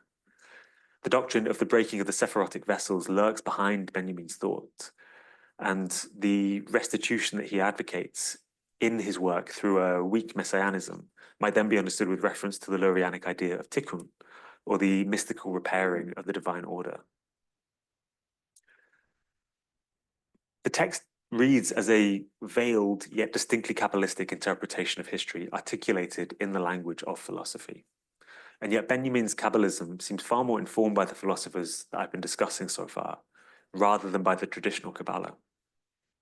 So, for example, his doctoral dissertation was focused on some of these elements of Schlegel and Navalis. And And Sholem even compares him to Haman in one of his later letters. So, taking this into account, the work of Benjamin is in many ways the meeting point of these two traditions. Sholem also follows in the wake of the Romantics. He was particularly enthusiastic about Novalis as a student, and early on he declares in his diary that he belongs to Romanticism. He even cites Haman approvingly as late as the 1970s in one of his later essays. At certain points, Sholem also seems to be drawn to the fragmentary form. He calls the Talmud, and I quote, a heap of ruins in which occasionally magnificent fragments can be discovered, end quote. This is to say, he regards the Talmud as something essentially incomplete or in need of restoration. Further, his essay, The 10 Historical Aphorisms on Kabbalah, demonstrate his own attempt at fragmentary writing in the vein of Schlegel. In his essay on Sholem, Michael Lurvy confirms the significance of German Romanticism for Sholem, but then also his subsequent attempt to downplay the significance. The relational aesthetics of Romanticism inform, at least in part, Sholem's engagement with the historical Kabbalah, with his adoption of their aesthetic approach to language and the constitutive incompleteness of the tradition. So, to summarize, with this, I want to argue that Romanticism feeds back into engagements with Kabbalah in an incredibly influential way, as Sholem's work is essentially the foundation for the contemporary study of the Kabbalah. Benjamin can even be understood as trying to unite the two traditions, with his work contributing to and interpreting both simultaneously. Literary critic Harold Bloom goes as far to argue that the romantic aestheticization of Kabbalah is itself a Kabbalistic move. And so the lineage that I have described should be considered as genuinely Kabbalistic in itself. So what I mean by this is that the Kabbalah of the Romantics cannot be identified with that of the traditional Jewish Kabbalah, nor its Christian appropriation, though it's related to both. And nor is it simply a tangent of the more recent Hermetic Kabbalah. Rather, it's in its own category. In the Romantic Kabbalah, then, the esoteric finds a form of unification with philosophy, as giving pertinent expression to specific philosophies of language, hermeneutics, and aesthetics. This is one instance where the differentiation, I argue, begins to break down, as it's not really possible to delineate the philosophical from the esoteric in the work of Haman, Schlegel, and Novalis. Ultimately, this unification provides a framework for the thinking of linguistic relationality in the work of Sholem and Benjamin in the first half of the 20th century. And this point of convergence persists in the work of later thinkers such as Harold Bloom, Jacques Derrida, Michael Lurvy, and I think should continue to inform our conception of the division between philosophy and esotericism. I'll leave it there for now, but thank you very much for listening.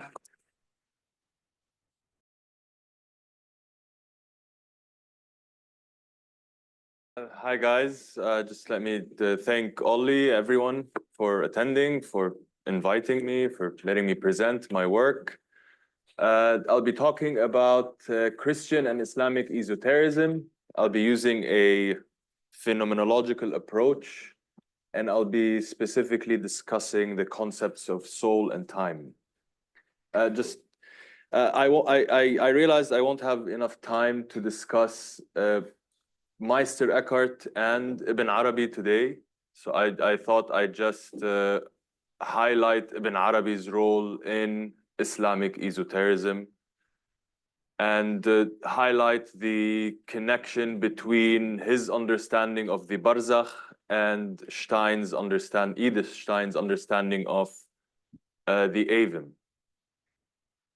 Okay, so the phenomenological study of esoteric experiences suggests the integration of multiple perspectives which do not create interdisciplinary constraints, but instead assist in the development of the understanding of esoteric intuition with regard to its positioning in different horizons of inquiry.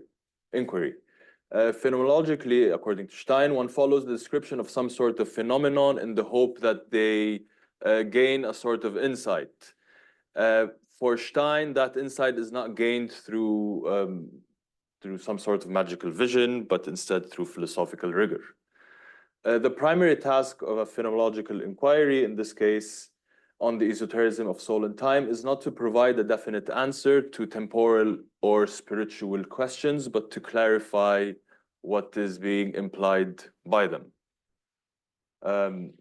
So who is Edith Stein? Edith Stein is, well, Pope John Paul II has made a particular effort to call attention to the work and life of Edith Stein, canonizing her as Saint Theresia Benedicta Croce around, I think, in the 90s, naming her co-patroness of Europe and making explicit mention of her in his Fides et Ratio. The details of her life: well, she was born to a Jewish family, and she became an atheist, and then she became a student under Edmund Husserl, where she started working on a phenomenology of empathy, feelings, and understanding of the individual and personhood of the state. In 22, Stein was baptized into the Catholic Church and ordained as a Carmelite nun in 33. And in 42, she was murdered in Auschwitz.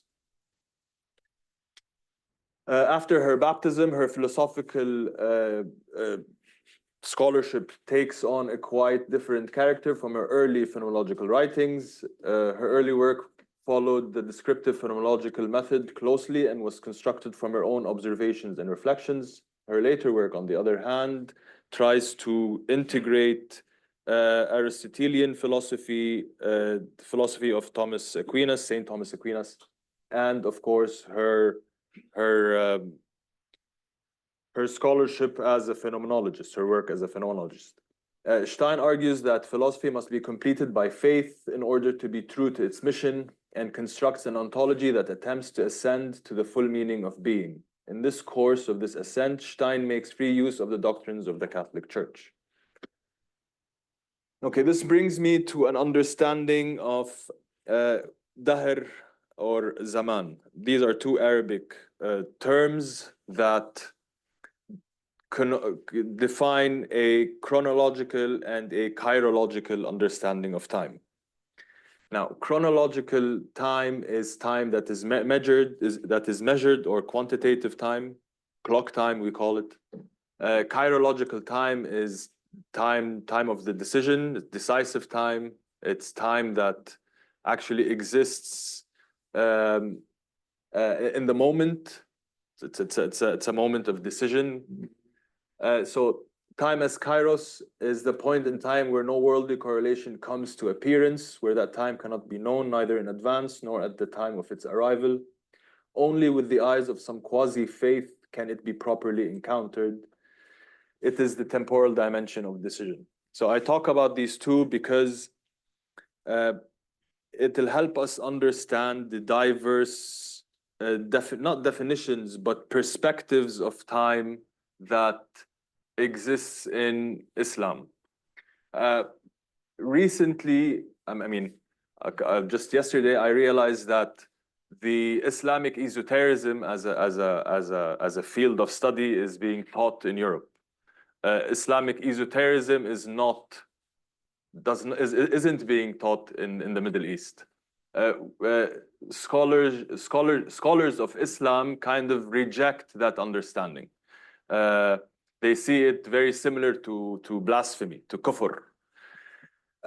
But in reality, when we look at Ibn Arabi, when we look at Ibn Sina, we realize that to philosophically approach Islamic esotericism in specific provides us with a broader understanding of what time is in the context of faith, and what time is in the context of our spiritual, or the way our soul becomes more and more, grows, develops.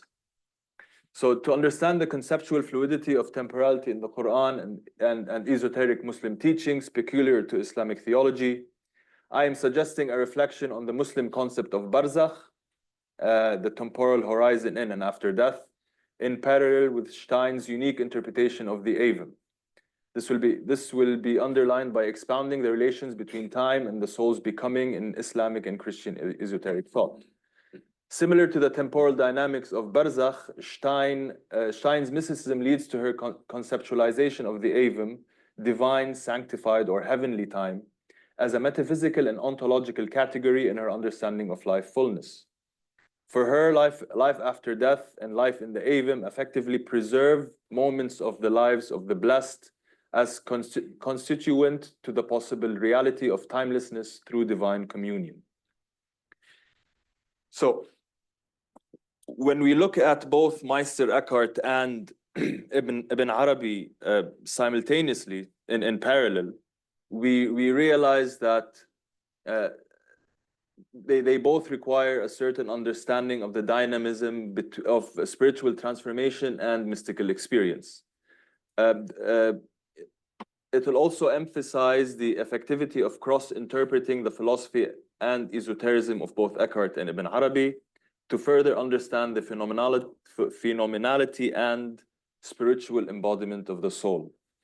The significance lies in the significance of using Stein here to phenomenologically understand Ibn Arabi and Eckhart is based on her phenomenology of feelings, and it emphasizes the effectivity of cross-interpreting the Christian and Islamic philosophy and esotericism to further understand the soul, but understanding it based on it being the individual's core.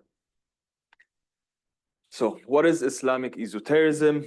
As I was just saying earlier, although Western esotericism as a field of study has recently witnessed level of growth, it is thought that most scholars of Islam showed no interest in this field. It is necessary to dispense with this misconception and focus on the intricacies of both. Although this is a summarized study, it does accentuate the relationship between Islamic and Christian esotericism. So to start with this analysis, it is necessary to understand what mysticism in Islam means. So when we look at mysticism in Islam, we directly have to understand the esoteric dimensions of what are known as Sufism and Shi'ism. And from Shi'ism, we understand the Ismaili esotericism esoteric tradition. Shi'ism and Sufism, albeit in different ways and to different extents, reflect the intrinsic aspects of Islamic orthodoxy in its theological and universal framework as traditions and an all-encompassing truth contained within a form of revelation. The term esotericism is rarely used in Islamic studies. It is a term, in fact, implied to denote a Shia Gnosis tradition known as Irfan. This goes in line with Henry Corbin's use of the term esoteric to translate the Arabic terms batin and ghaib, both used to denote the words hidden, inward, or concealed.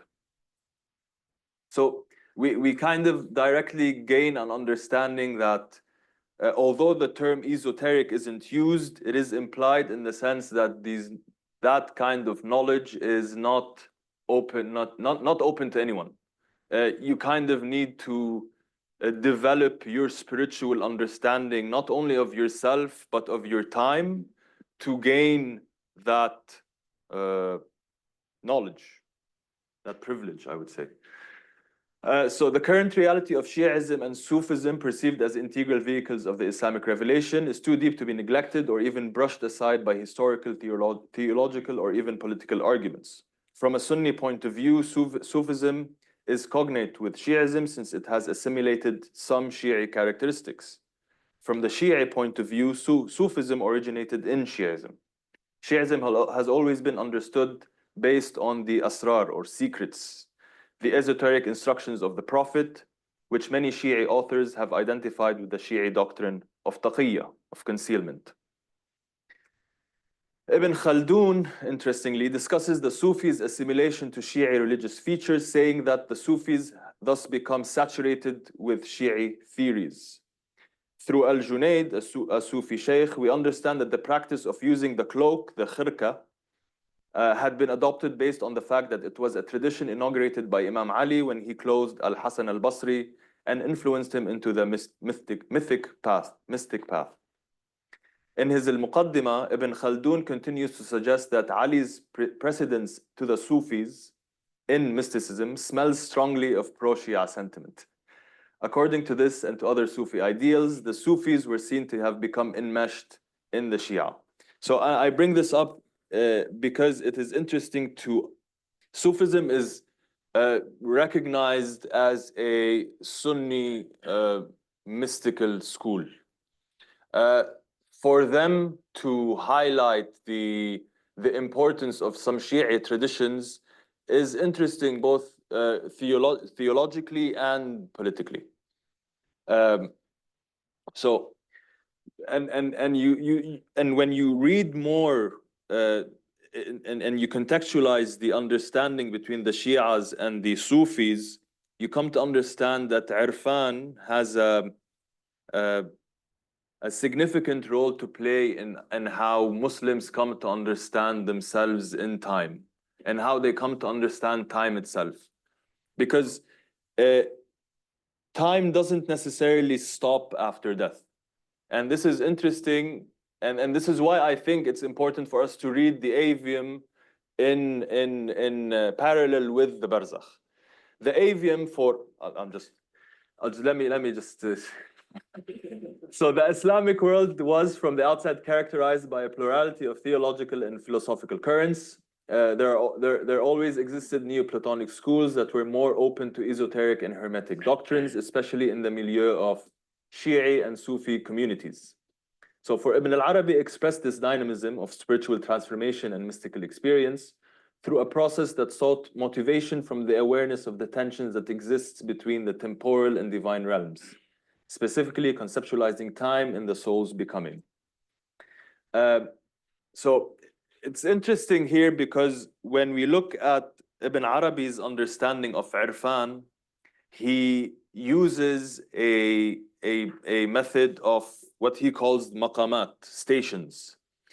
The more you delve into what he calls being, wujud, the more you come to realize what it is to be on that station. So each station is technically a form of the formless. And the higher you go on these stations, the closer you get to what he calls nowhere. So, yeah. So we later come to this understanding of station of no station, and it is where the perfect man who has culminated in his self-understanding reaches the view from nowhere.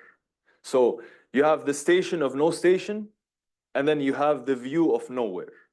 So these are two important things for me, at least, I think, because it connects, creates a connection between God and nothing, which he calls Allah Huwa, not Allah Shay. So Allah Huwa is not him, capital H, so not God. So anything that exists in the nowhere exists out of God. So if we take these two understandings and we try to understand what it means to be, or what it means to be, I don't want to say alive, but aware, to feel in the barzakh. The question, however, is that he doesn't highlight whether death is an important characteristic here. So with Stein, she highlights that death is necessary. We die, and at death, our physical life ends, but it makes way for a kind of transformation, and that transformation is divine transformation, where we get to share time with God, almost. But with Ibn Arabi, it's interesting because he doesn't highlight death as a necessity. So we don't really understand if I get to climb the ladder of these stations through life or death, or I'm not sure. So according to Ibn Arabi, those who are able to reach the level and stand on the station of no station, the perfect man, is effectively a human analog of the non-delimited being, one that assumes every delimitation without itself being limited. So all kinds of asrar and secrets, genuine knowledge of God, comes not with a process of adding predicates to our language to capture the essence of the divine, but rather by stripping them away. So only when the soul adds absolutely nothing to its concept of God and abides by it in existence, does it truly understand God. Here, existence is united to what is most intimate and particular, the inner depth of the soul. Based on this understanding, the eternal being intersects with the temporal man. This brings us to well, this brought me to wanting to understand how or what the origin of Islamic esotericism is. So when we look at Islamic esotericism, we're quickly thrown back to pre-Islamic Arab esotericism. And in the pre-Islamic tradition of Arabia, known as the Jahiliyyah, the Arabs conceived time as rooted in their experience of dahr, an infinite extension of temporality that stretches into the horizon. In Jahiliyyah poetry, for instance, this dahr is portrayed as an almost mythical creature, a being of all devouring time. So you have dahr, an esoteric understanding of time, time with no end, time that is not historical necessarily. And then you have zaman, time that is historical, time that has an end. And Ibn Arabi actually plays with three concepts of time: waqt, zaman, and dahr. And I'm just, again, getting carried away. Very sorry. So such questions of existence, destiny, and eternal time in pre-Islamic Arabian poetry were ultimately related to pre-Semitic and Semitic mythology. Pre-Islamic Arabs embodied a doctrine that not only personified time, but de-edified it. This lineage reflects the philosophy and ethics that exists in poetry, consequently further developing the expression of zuhud, renunciations, and the genre of zuhdiyat in pre- and post-Islamic periods. So this is interesting because through this type of poetry, zuhdiyat, both pre-Islamic and post-Islamic Arabs were seen to give up everything to time, as if time was God. But later on, after Islam, we start seeing how God and dahr, specifically the esoteric understanding of time, are connected. They're used interchangeably. So yeah, here. This is contextualized and correlated use of Allah, God, and dahr can be traced back to an important hadith in which God is the speaker. God said, "Man insults me in blaming time. I am time." Time in both its chirological and chronological context is pervasive in Islamic history, and being so, it is central to the Arabic language. It allows us to understand everything. I realize that we have more than 33 terms for time in Arabic. It's quite overwhelming. Yeah, so in unconnected sections of his work, Ibn Arabi concocted a vision of time that links three principal notions which had been concurrent in Arab and Islamic discourse on temporality: dahr, zaman, and waqt. So waqt is understood as the atomistic notion of time, dahr as the esoteric vision of time, and zaman as the cosmological, historical understanding of time. They are very significant for Ibn Arabi because that's how he highlights what the barzakh is. So for Ibn Arabi, the barzakh is okay. Linguistically, etymologically, the barzakh is a barrier. In the Quran, it's used in two different ways. One, it's used in a way as a barrier of salty and sweet water. The second way is a barrier between the living and the dead. So the dead cannot influence the living, and the living cannot influence the dead. Now, this is interesting because the barzakh, we cannot understand anything about the barzakh, obviously. But it plays a very significant role to understand the afterlife. So for Muslims, the afterlife is as real as life itself.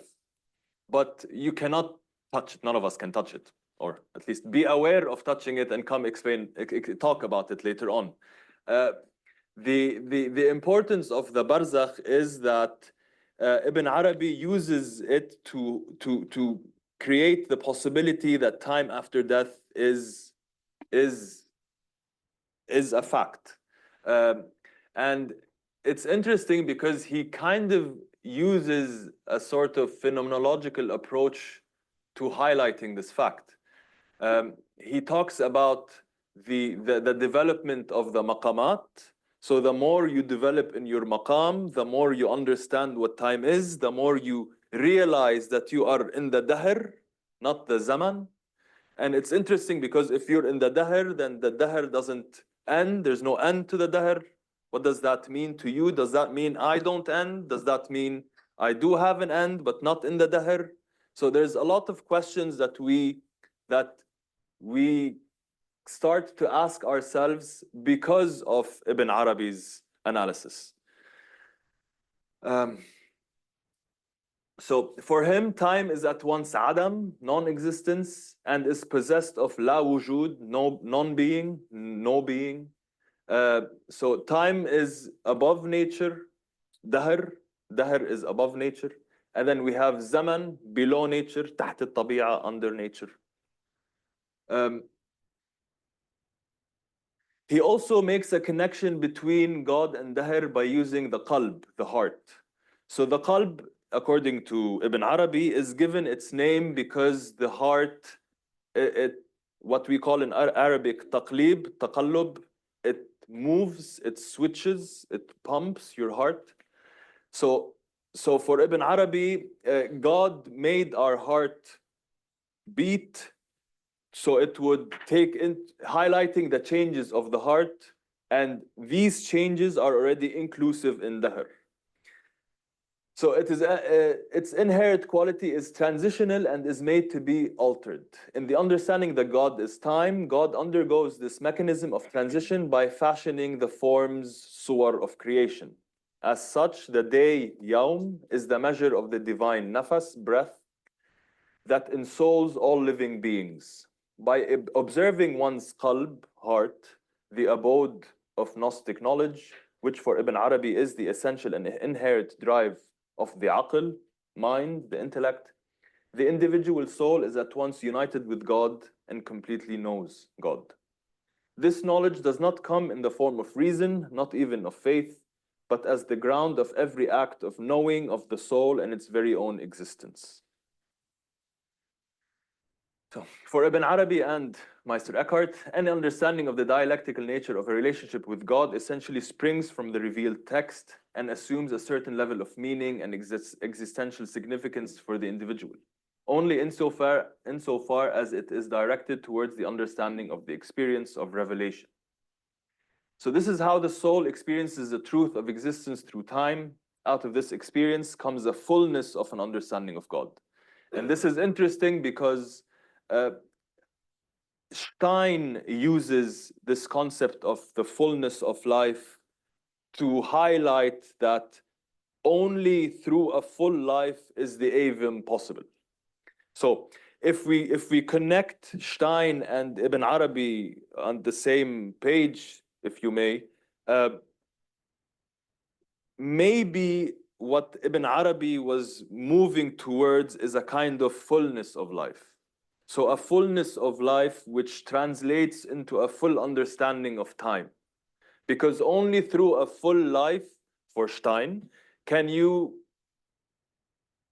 participate in divine temporality.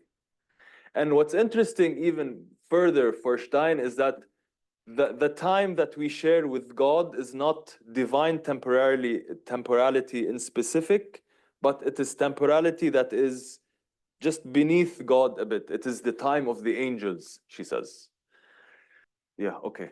So when posited, this means that the very non-existence of either termination points of time can be said to equal pre-eternity or eternity. The only permanence, however, is present time, the moment of the now. When posited, the now affirms the reciprocity of time between God and the world. In the now, both God's eternity as well man's chirological moment exists simultaneously. Intuitively, then, such sages and mystics seek to contain the cluster of nows in a zarf, a vessel, where only imagination can conceive of the unity of the temporal and divine realms. And this is interesting because Ibn Arabi, at the end, gives a high significance to imagination, to what imagination means and how imagination plays a role in our understanding of time. We have seen in what ways Ibn Arabi's understanding of aql and time can be read phenomenologically. Simultaneously, spirit or the ruh is embodied in the heart and the soul, nafs of man, and it is only when the aql is restored in the qalb, the heart, that our primordial nature is regained and admitted. Fully realizing the highest level of awareness, we become the perfect man. So this fullness of time coincides with a spiritual fullness. And we can understand this using both Ibn Arabi and Edith Stein. Like awakening an inward eye of the heart that sees the fullness of reality as it is truly manifested. Ibn Arabi details a hermeneutics of a science of the soul through which wayfaring souls can make a return to the divine. So this is something else that interests me. So when he says making a return to the divine, is that after death? Is that through our understanding of the different maqamat, the higher our maqam, the closer we are to a return to God?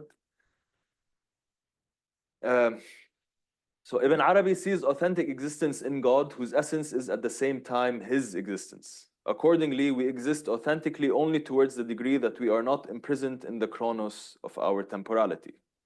Instead, authentic life for us begins when God's eternity is embraced through the heart, allowing the realization of a fullness of time that not only realizes itself, but does so in a dynamic of constant flow of manifestations. In this fullness, divine temporality is not an abstract now that is motionless and solely corresponds to a particular concept, form, or manifestation. Instead, this fullness stipulates the kairos in the soul's assumption of divine traits as its own.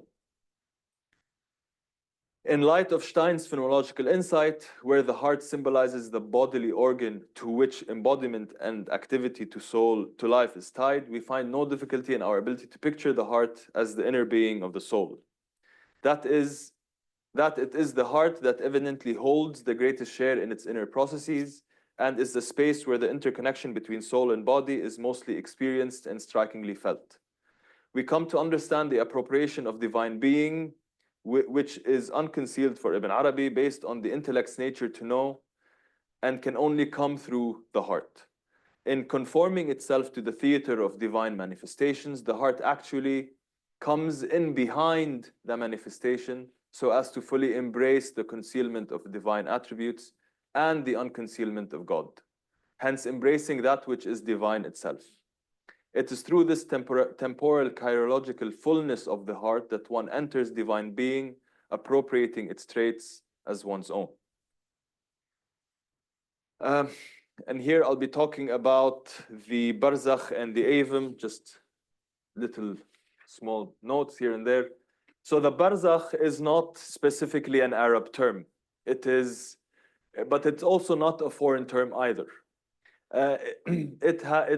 It comes specifically from Middle Persian as farsang or farsangan, or Greek, I don't know how to say that word, and indicates a tract of land, hence a barrier or isthmus. The term barzakh is the crux of intersection between time and eternity. Its interpretation as a barrier is emphasized as a result of its contextualization in Surah 25 and 55 of the Quran, to explain the divine ability to separate two cosmic seas of sweet and salt water. Indeed, God made the barzakh as much as to keep the dead away from interfering with the living, as the living interfering with the dead. We said that.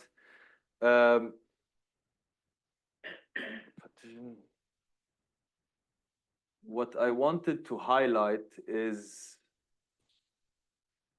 so yeah, here. So there is a verse in the Quran, and it says it discusses a scene, and this scene basically takes place after death, and it is about a man who, it's about a man and his donkey. God made him die 100 years, and after raising him, God questions him, "How long hast thou tarried?" He responds, "I have tarried a day or part of a day." God tells him, "Nay, thou hast tarried 100 years." Now, this is interesting for me because it shows one that man feels after death. So if man was able to feel that he has tarried a day or more than a day, it shows that there are some conscious faculties that we still retain after death in the barzakh. So this highlights either time in the barzakh, time after the barzakh, or the ability for us to actually be aware of feelings of time, of the clock, of chronological time in the barzakh. And I'll just stop here. Thank you very much.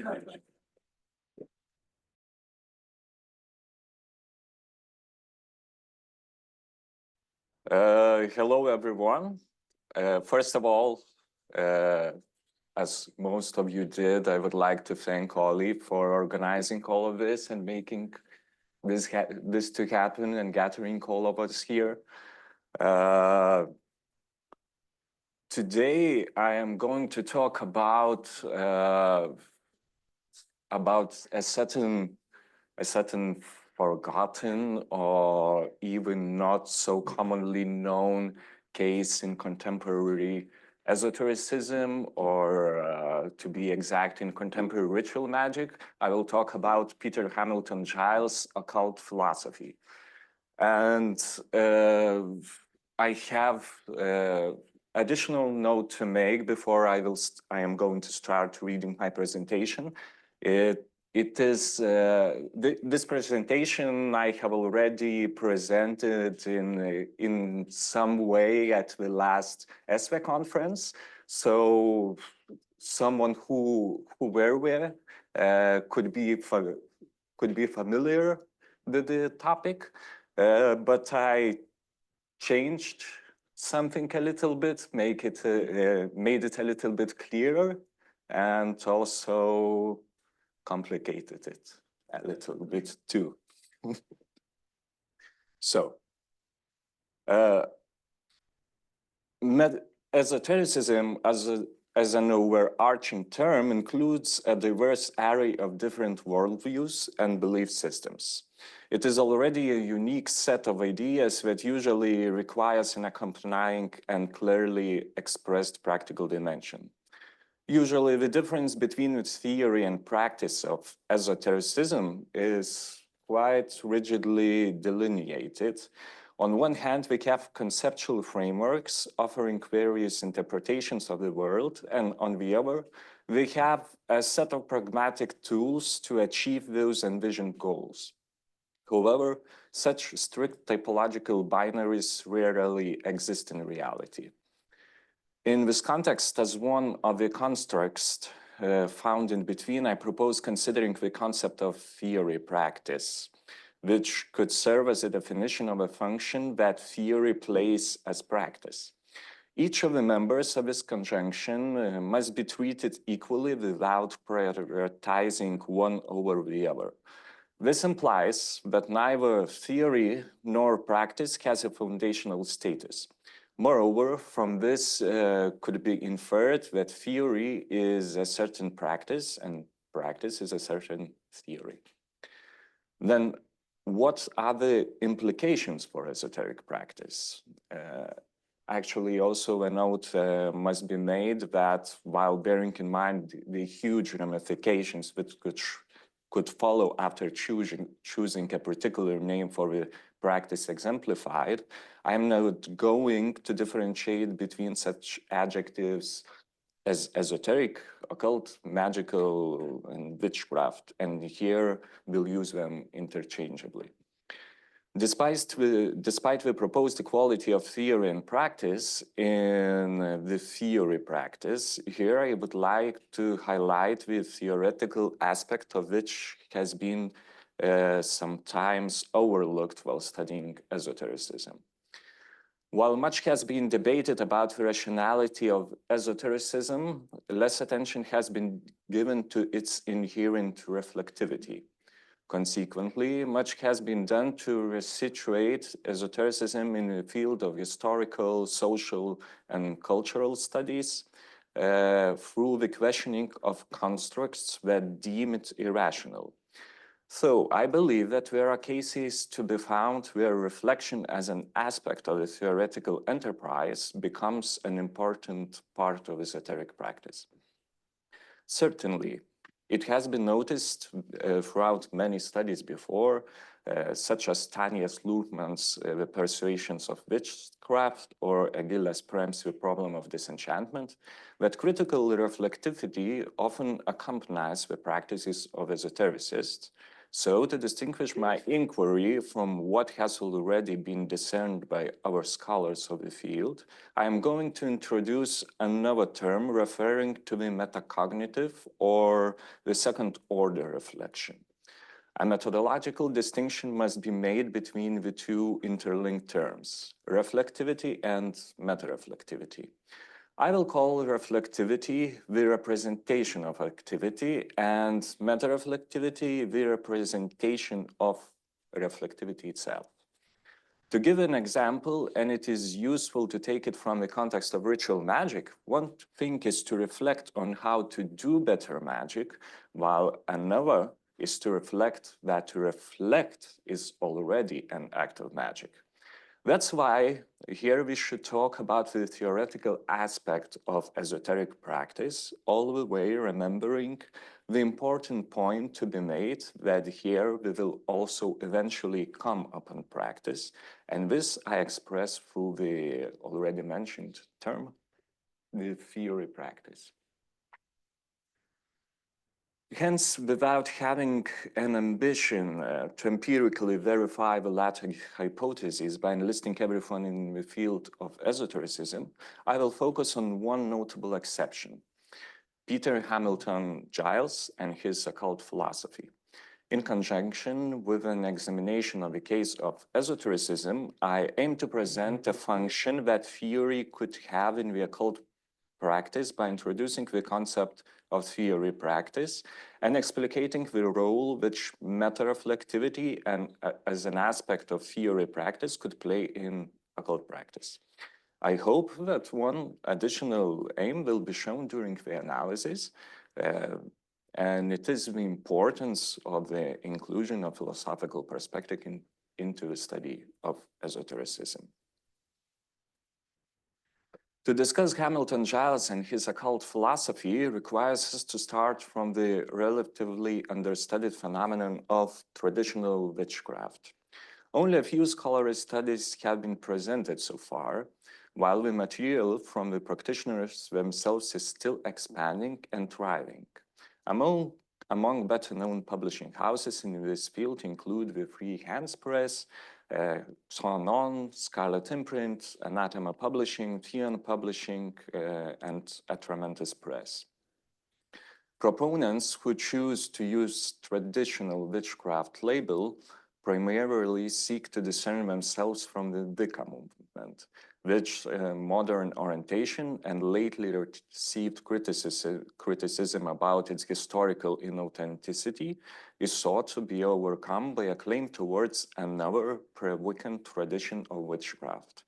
Among the most prominent organizational bodies could be enlisted Robert Cochrane's Clan of Tubal-Cain, usually presented as the forerunner of so-called traditional witchcraft, and Andrew D. Chambly's Cultus Sabbati.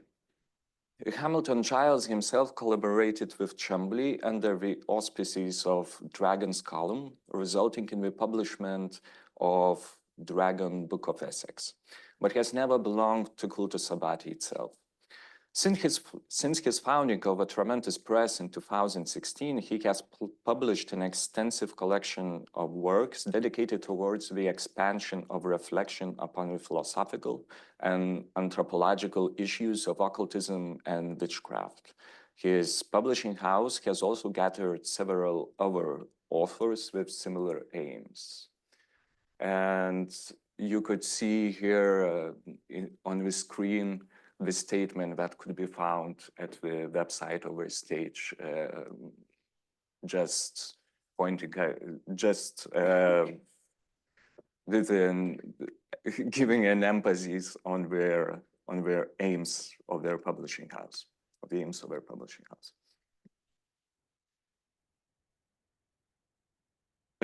Nevertheless, Hamilton Giles books are not purely theoretical enterprises, but also serve as practical manuals where, I will argue, theoretical considerations function as a form of occult practice itself. It is a highly ambitious project which requires its readers to be acquainted not only with different esoteric currents, but likewise be prepared to discuss the intricacies of Riccior's conceptualization of mimesis in his narrative theory, Husserl's phenomenology of internal time consciousness, or Merleau-Ponty's phenomenology of perception. But before delving into the philosophical intricacies, one fundamental issue must be addressed beforehand, which is also will serve as an introduction to technicalities, the question about the reality of traditional witchcraft. Ethan Doyle White, in one of the excellent recent articles about traditional witchcraft, raised the latter question, concluding that it is invalid to speak about the reality of traditional witchcraft from an ethic perspective, and that it functions only as an emic notion. White argues that claims about the reality of traditional witchcraft is a discursive strategy. First, to distinguish it from Wicca, and second, to evoke legitimation by tradition. While I do not disagree with the general tendency that the traditional witchcraft term is often used as a tool of a discursive strategy, I think that we could still find an ethic usage of traditional witchcraft if we, first of all, differentiate between its broad and narrow ethic interpretations. Even if the name of traditional witchcraft is mostly exhausted discursively, there are still instances where the treatment of tradition itself differs and does not fit the requirements of historical legitimization. Hamilton Giles' colleague Chambly defines his approach in this manner. Quote, Sabbatic craft describes a corpus of magical practices which self-consciously utilize the imagery and mythos of the witches' Sabbath as a cipher of ritual teaching and gnosis. This is not the same as saying that one practices the self-same rituals in the self-same manner as the purported early modern witches or historically attested cunning folk. Rather, it points towards the fact that the very mythos which had been generated about both witches and their ritual gatherings has been appropriated and reoriented by contemporary successors of cunningcraft, observance, and then knowingly applied for their own purposes, unquote. From this quote, it can be seen that no simple binary between the existence or non-existence of historical tradition is stated. The latter divide must be a necessary condition for the polemical discourse to emerge. There is none. The self-conscious acknowledgement of the mythical status of the witchcraft tradition diminishes the purpose of legitimation by tradition. Despite this, a positive value can be derived from such a stance. without having as a name to legitimize their practices and base it upon the factual claims about the existence of historical continuity of tradition. Some traditional witchcraft practitioners are self-aware about the constructed nature of their rituals. Hence, where a broad ethic usage of traditional witchcraft term would require a factual basis to ground the claim about the existence of such tradition, that would be different from other contemporary witchcraft movements. A narrow ethic usage of traditional witchcraft term would point to a different epistemological stance about what the belief in itself means. While the traditional witchcraft movement comes as a reaction to the Wicca movement with an attempt to deconstruct the historical legitimacy of its previous existence, so the narrow ethic notion, where it could be traced, would mark the impact towards the general epistemological understanding of what does it mean to practice witchcraft and what is in the concept of the witchcraft itself. Hamilton Giles begins to explain this further, and I'm quoting him again.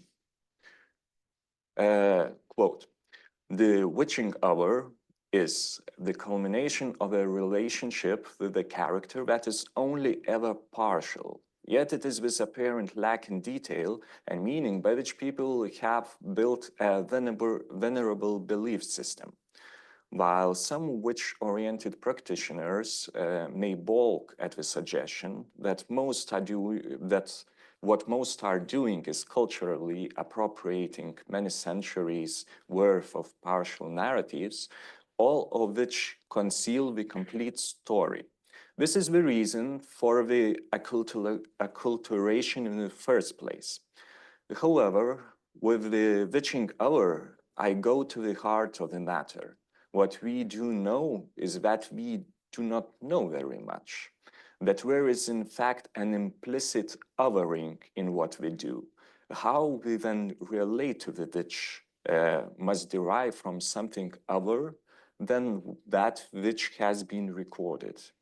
Accordingly, the witch is not exactly a witch, but is rather placed in motion from records related to having undertaken specific deeds.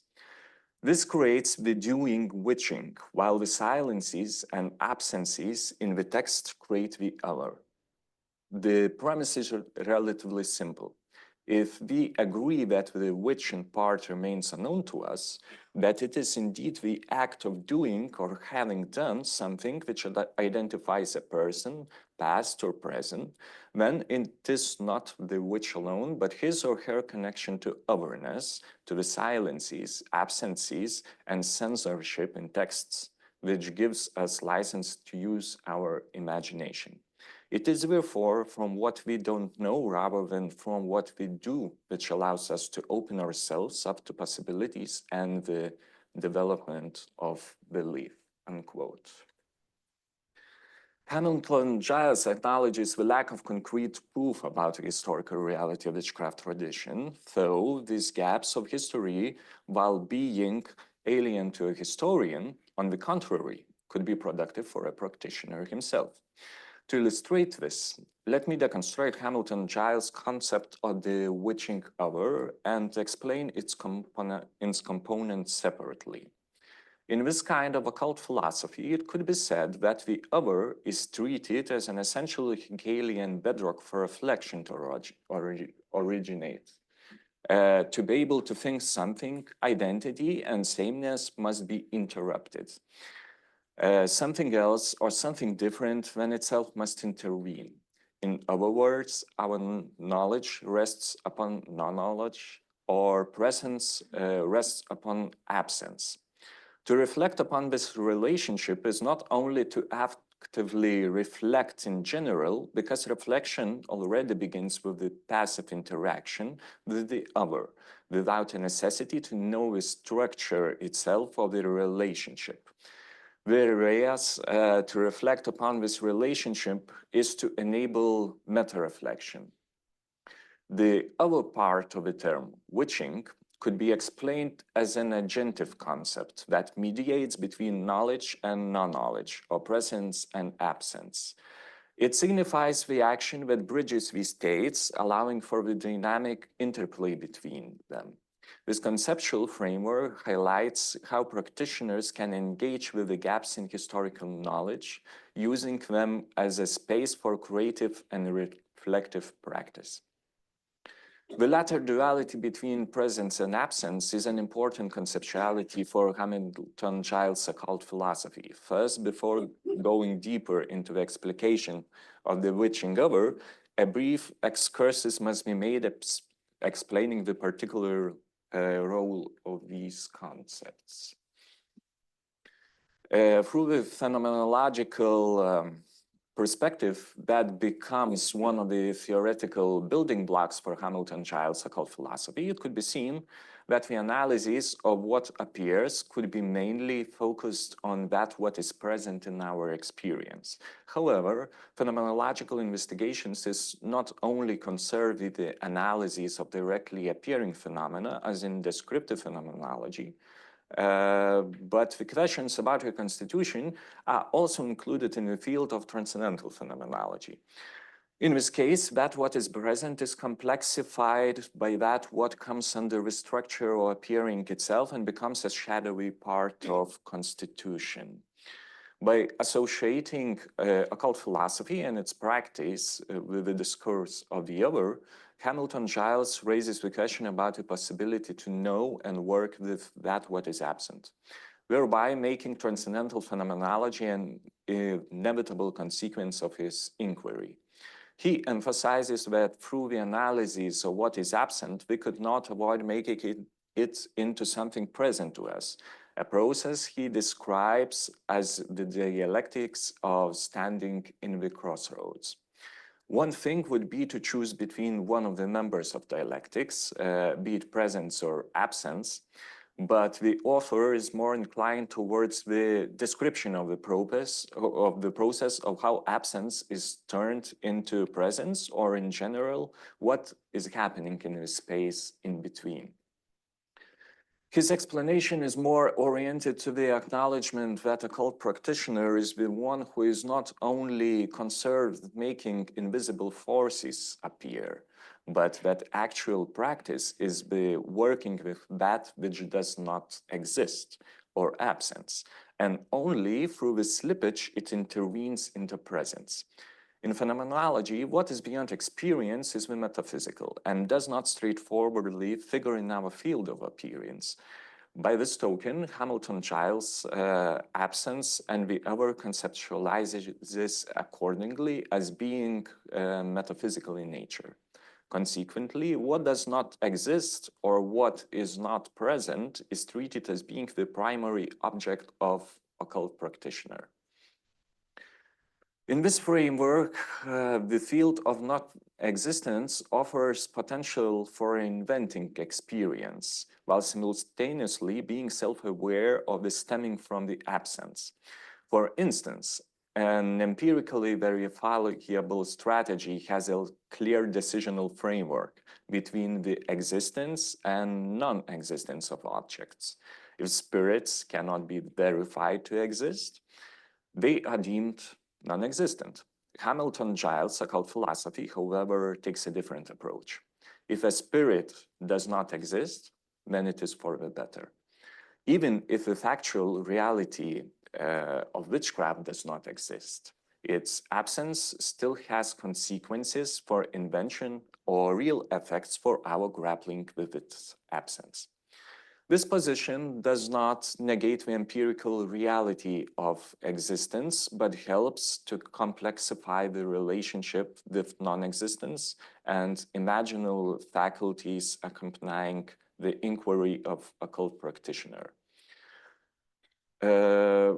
Returning to the analysis of the witching hour, the concept of witching becomes a practice of creating something where nothing exists, while maintaining the creation in alignment with the quality of otherness. Reflecting upon the witching and doing the witching become intertwined, whereas separation of them into different domains is attempted, but only with the descriptive phenomenological purpose in mind. Because every such differentiation is also a certain act of witching, where more and more parts of the other are revealed. Even the witch as a certain witch image is affected by this process. And I quote Hamilton Giles again. Quote, because the witching remains remote due to our inability to know about that which does not exist as an interiorized agency in the experiential world of the beholder, has led me to deduce the which encapsulates in part antipresence. And so the glimpse that which fascinates, being in essence neither here or there, the witching hour, unquote. This explanation underscores why theory becomes practice in Hamilton Giles' occult philosophy. One of the necessary conditions for a theory is the existence of the subject that makes it and for whom it exists. But what if the subject has no history and becomes knowable and becomes unknowable and ungraspable? Then the empirical verification of its direct existence is impossible. Though there is no contradiction in the desire to perpetually create various fictional narratives about it. Hamilton Giles does not seek to provide evidence for the existence of historical witchcraft tradition. Instead, he focuses on understanding how witchcraft is practiced and what occurs during this practice. As I aim to demonstrate, this kind of practice is not pure practice in opposition to theory, but is rigorously accompanied by theory, forming a theory-practical approach. Throughout Hamilton Giles' occult philosophy, it could be seen that essential is not only the ways of how to make tools required for the accomplishment of a successful ritual, but the means of conceptualization and reinvention of theory about what is witchcraft itself become parts of the practice. Rebuilding the theory of what is meant by a witch, witchcraft, occult, and etc. enables the reflectivity upon the stable images that were previously instantiated and has been associated with a certain tradition that could since then be creatively reinvented. This particular reflection on what has been said and what has been left unsaid requires the introduction of hermeneutical tactics, where the gaps in the present are traced. Absence serves as a potentially blank page where anything could be eventually written. Being in between, this inability to say something and to be accordingly enchanted by the topic is the subject of Hamilton Giles' occult philosophy and its leading concept of the witching other. Otherness seems to be primarily associated with something standing at a distance, but the positive valence is always prevalent. So I'm quoting Hamilton Giles. As much as the object of fascination is in transcendence, it is equally important to experience its potential to adumbrate.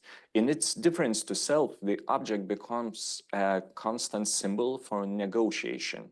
Its appearance is, however, challenged by having acquired an awareness, and it is this which generates the irreflective form, this being the key to the sorcerer's condition, unquote. Awareness encompasses more than just facilitating negotiation with the subject making a claim. As I have mentioned earlier, it has its particular quality which differentiates it from the sameness, and an ability to be otherwise. And according to Hamilton Giles, this quality is sought after by the practitioners. Strictly speaking, awareness must be introduced to be able to eventually come upon that which, what Hamilton Giles calls the irreflective. I quote him again. The irreflective constitutes a coming together of moments as part of an internalized continuum, unquote. The concept of the I reflective can be understood as the function that reflection serves for the subject. It gathers the different parts of a unified experiential field, which is given in a Kantian fashion. Specifically, our experience is not merely passively given, but is a negotiable and reconciliable field, and this is encompassed by the concept of the I reflective. That is important for my statement about the inherent meta-reflection in Hamilton Childs' occult philosophy and his theory practice. It must be emphasized that reflection and meta-reflection must be distinguished. Where reflection is concerned with the ability to represent, meta-reflection is a faculty that is the second-order reflection by which the structure of representing itself is reflected upon. Hamilton Childs discusses the concept of the self that differentiates it from the concept of the other. And in this case, the self could be seen as related to primary reflection, standing in confrontation with the other that lends a difference to it and with whom it is in a reflective relationship. Drawing on a Husserlian theory of self-awareness, it is possible to see that here the pre-reflective and reflective phases of self-awareness is pointed out. In other words, self is in a constant relationship with not only what is cognized upon, but with what is perceived too. It is not necessary to additionally represent in order to experience being in a relationship with the other. Practical engagement has a participation of subjectivity in it too. However, when questions about this relationship and the activity inherent to it are raised, the second order of reflection or meta-reflection emerges. It is one thing to be self-aware of the object and completely another to be self-aware of the process itself. And this later ability is what Hamilton Childs calls the I reflective, that comes after a primal instantiation of the self.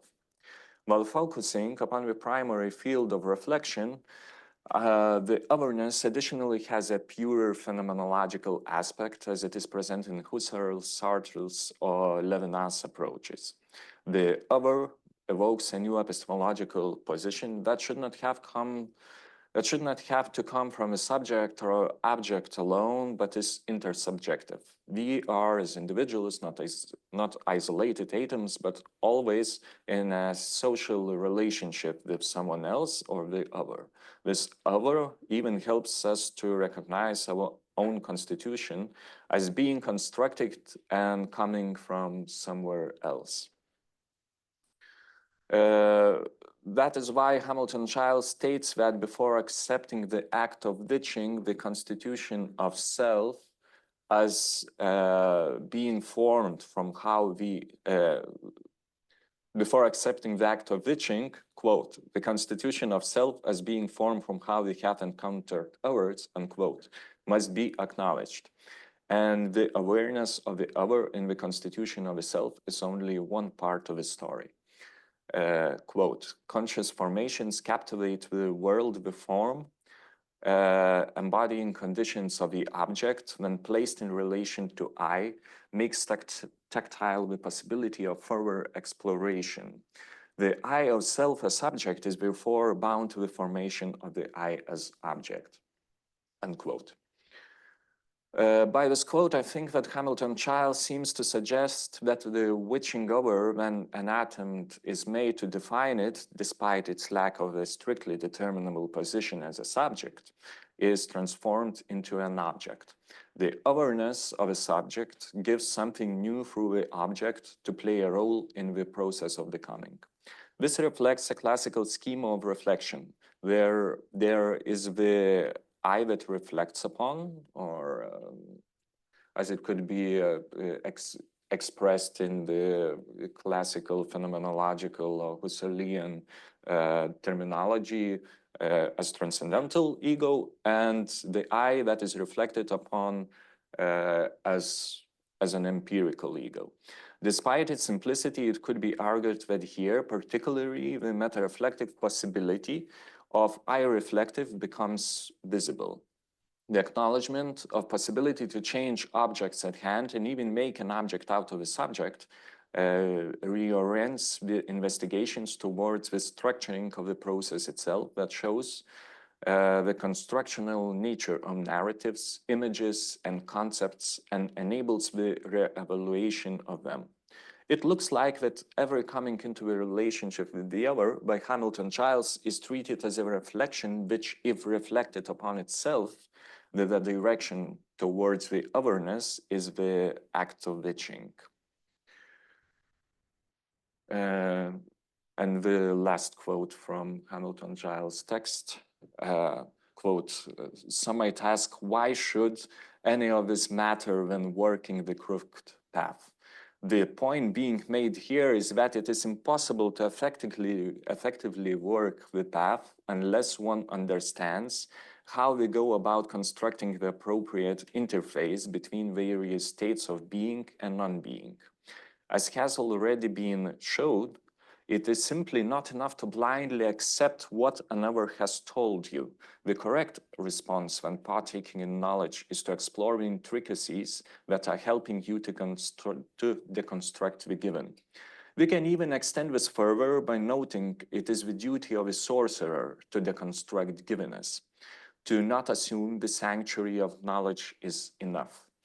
What this endeavor is advising you to do is to reflect upon sorcerer's consciousness and understand that the presence and absence of being optimizes the relational quality between physical and metaphysical dimensions.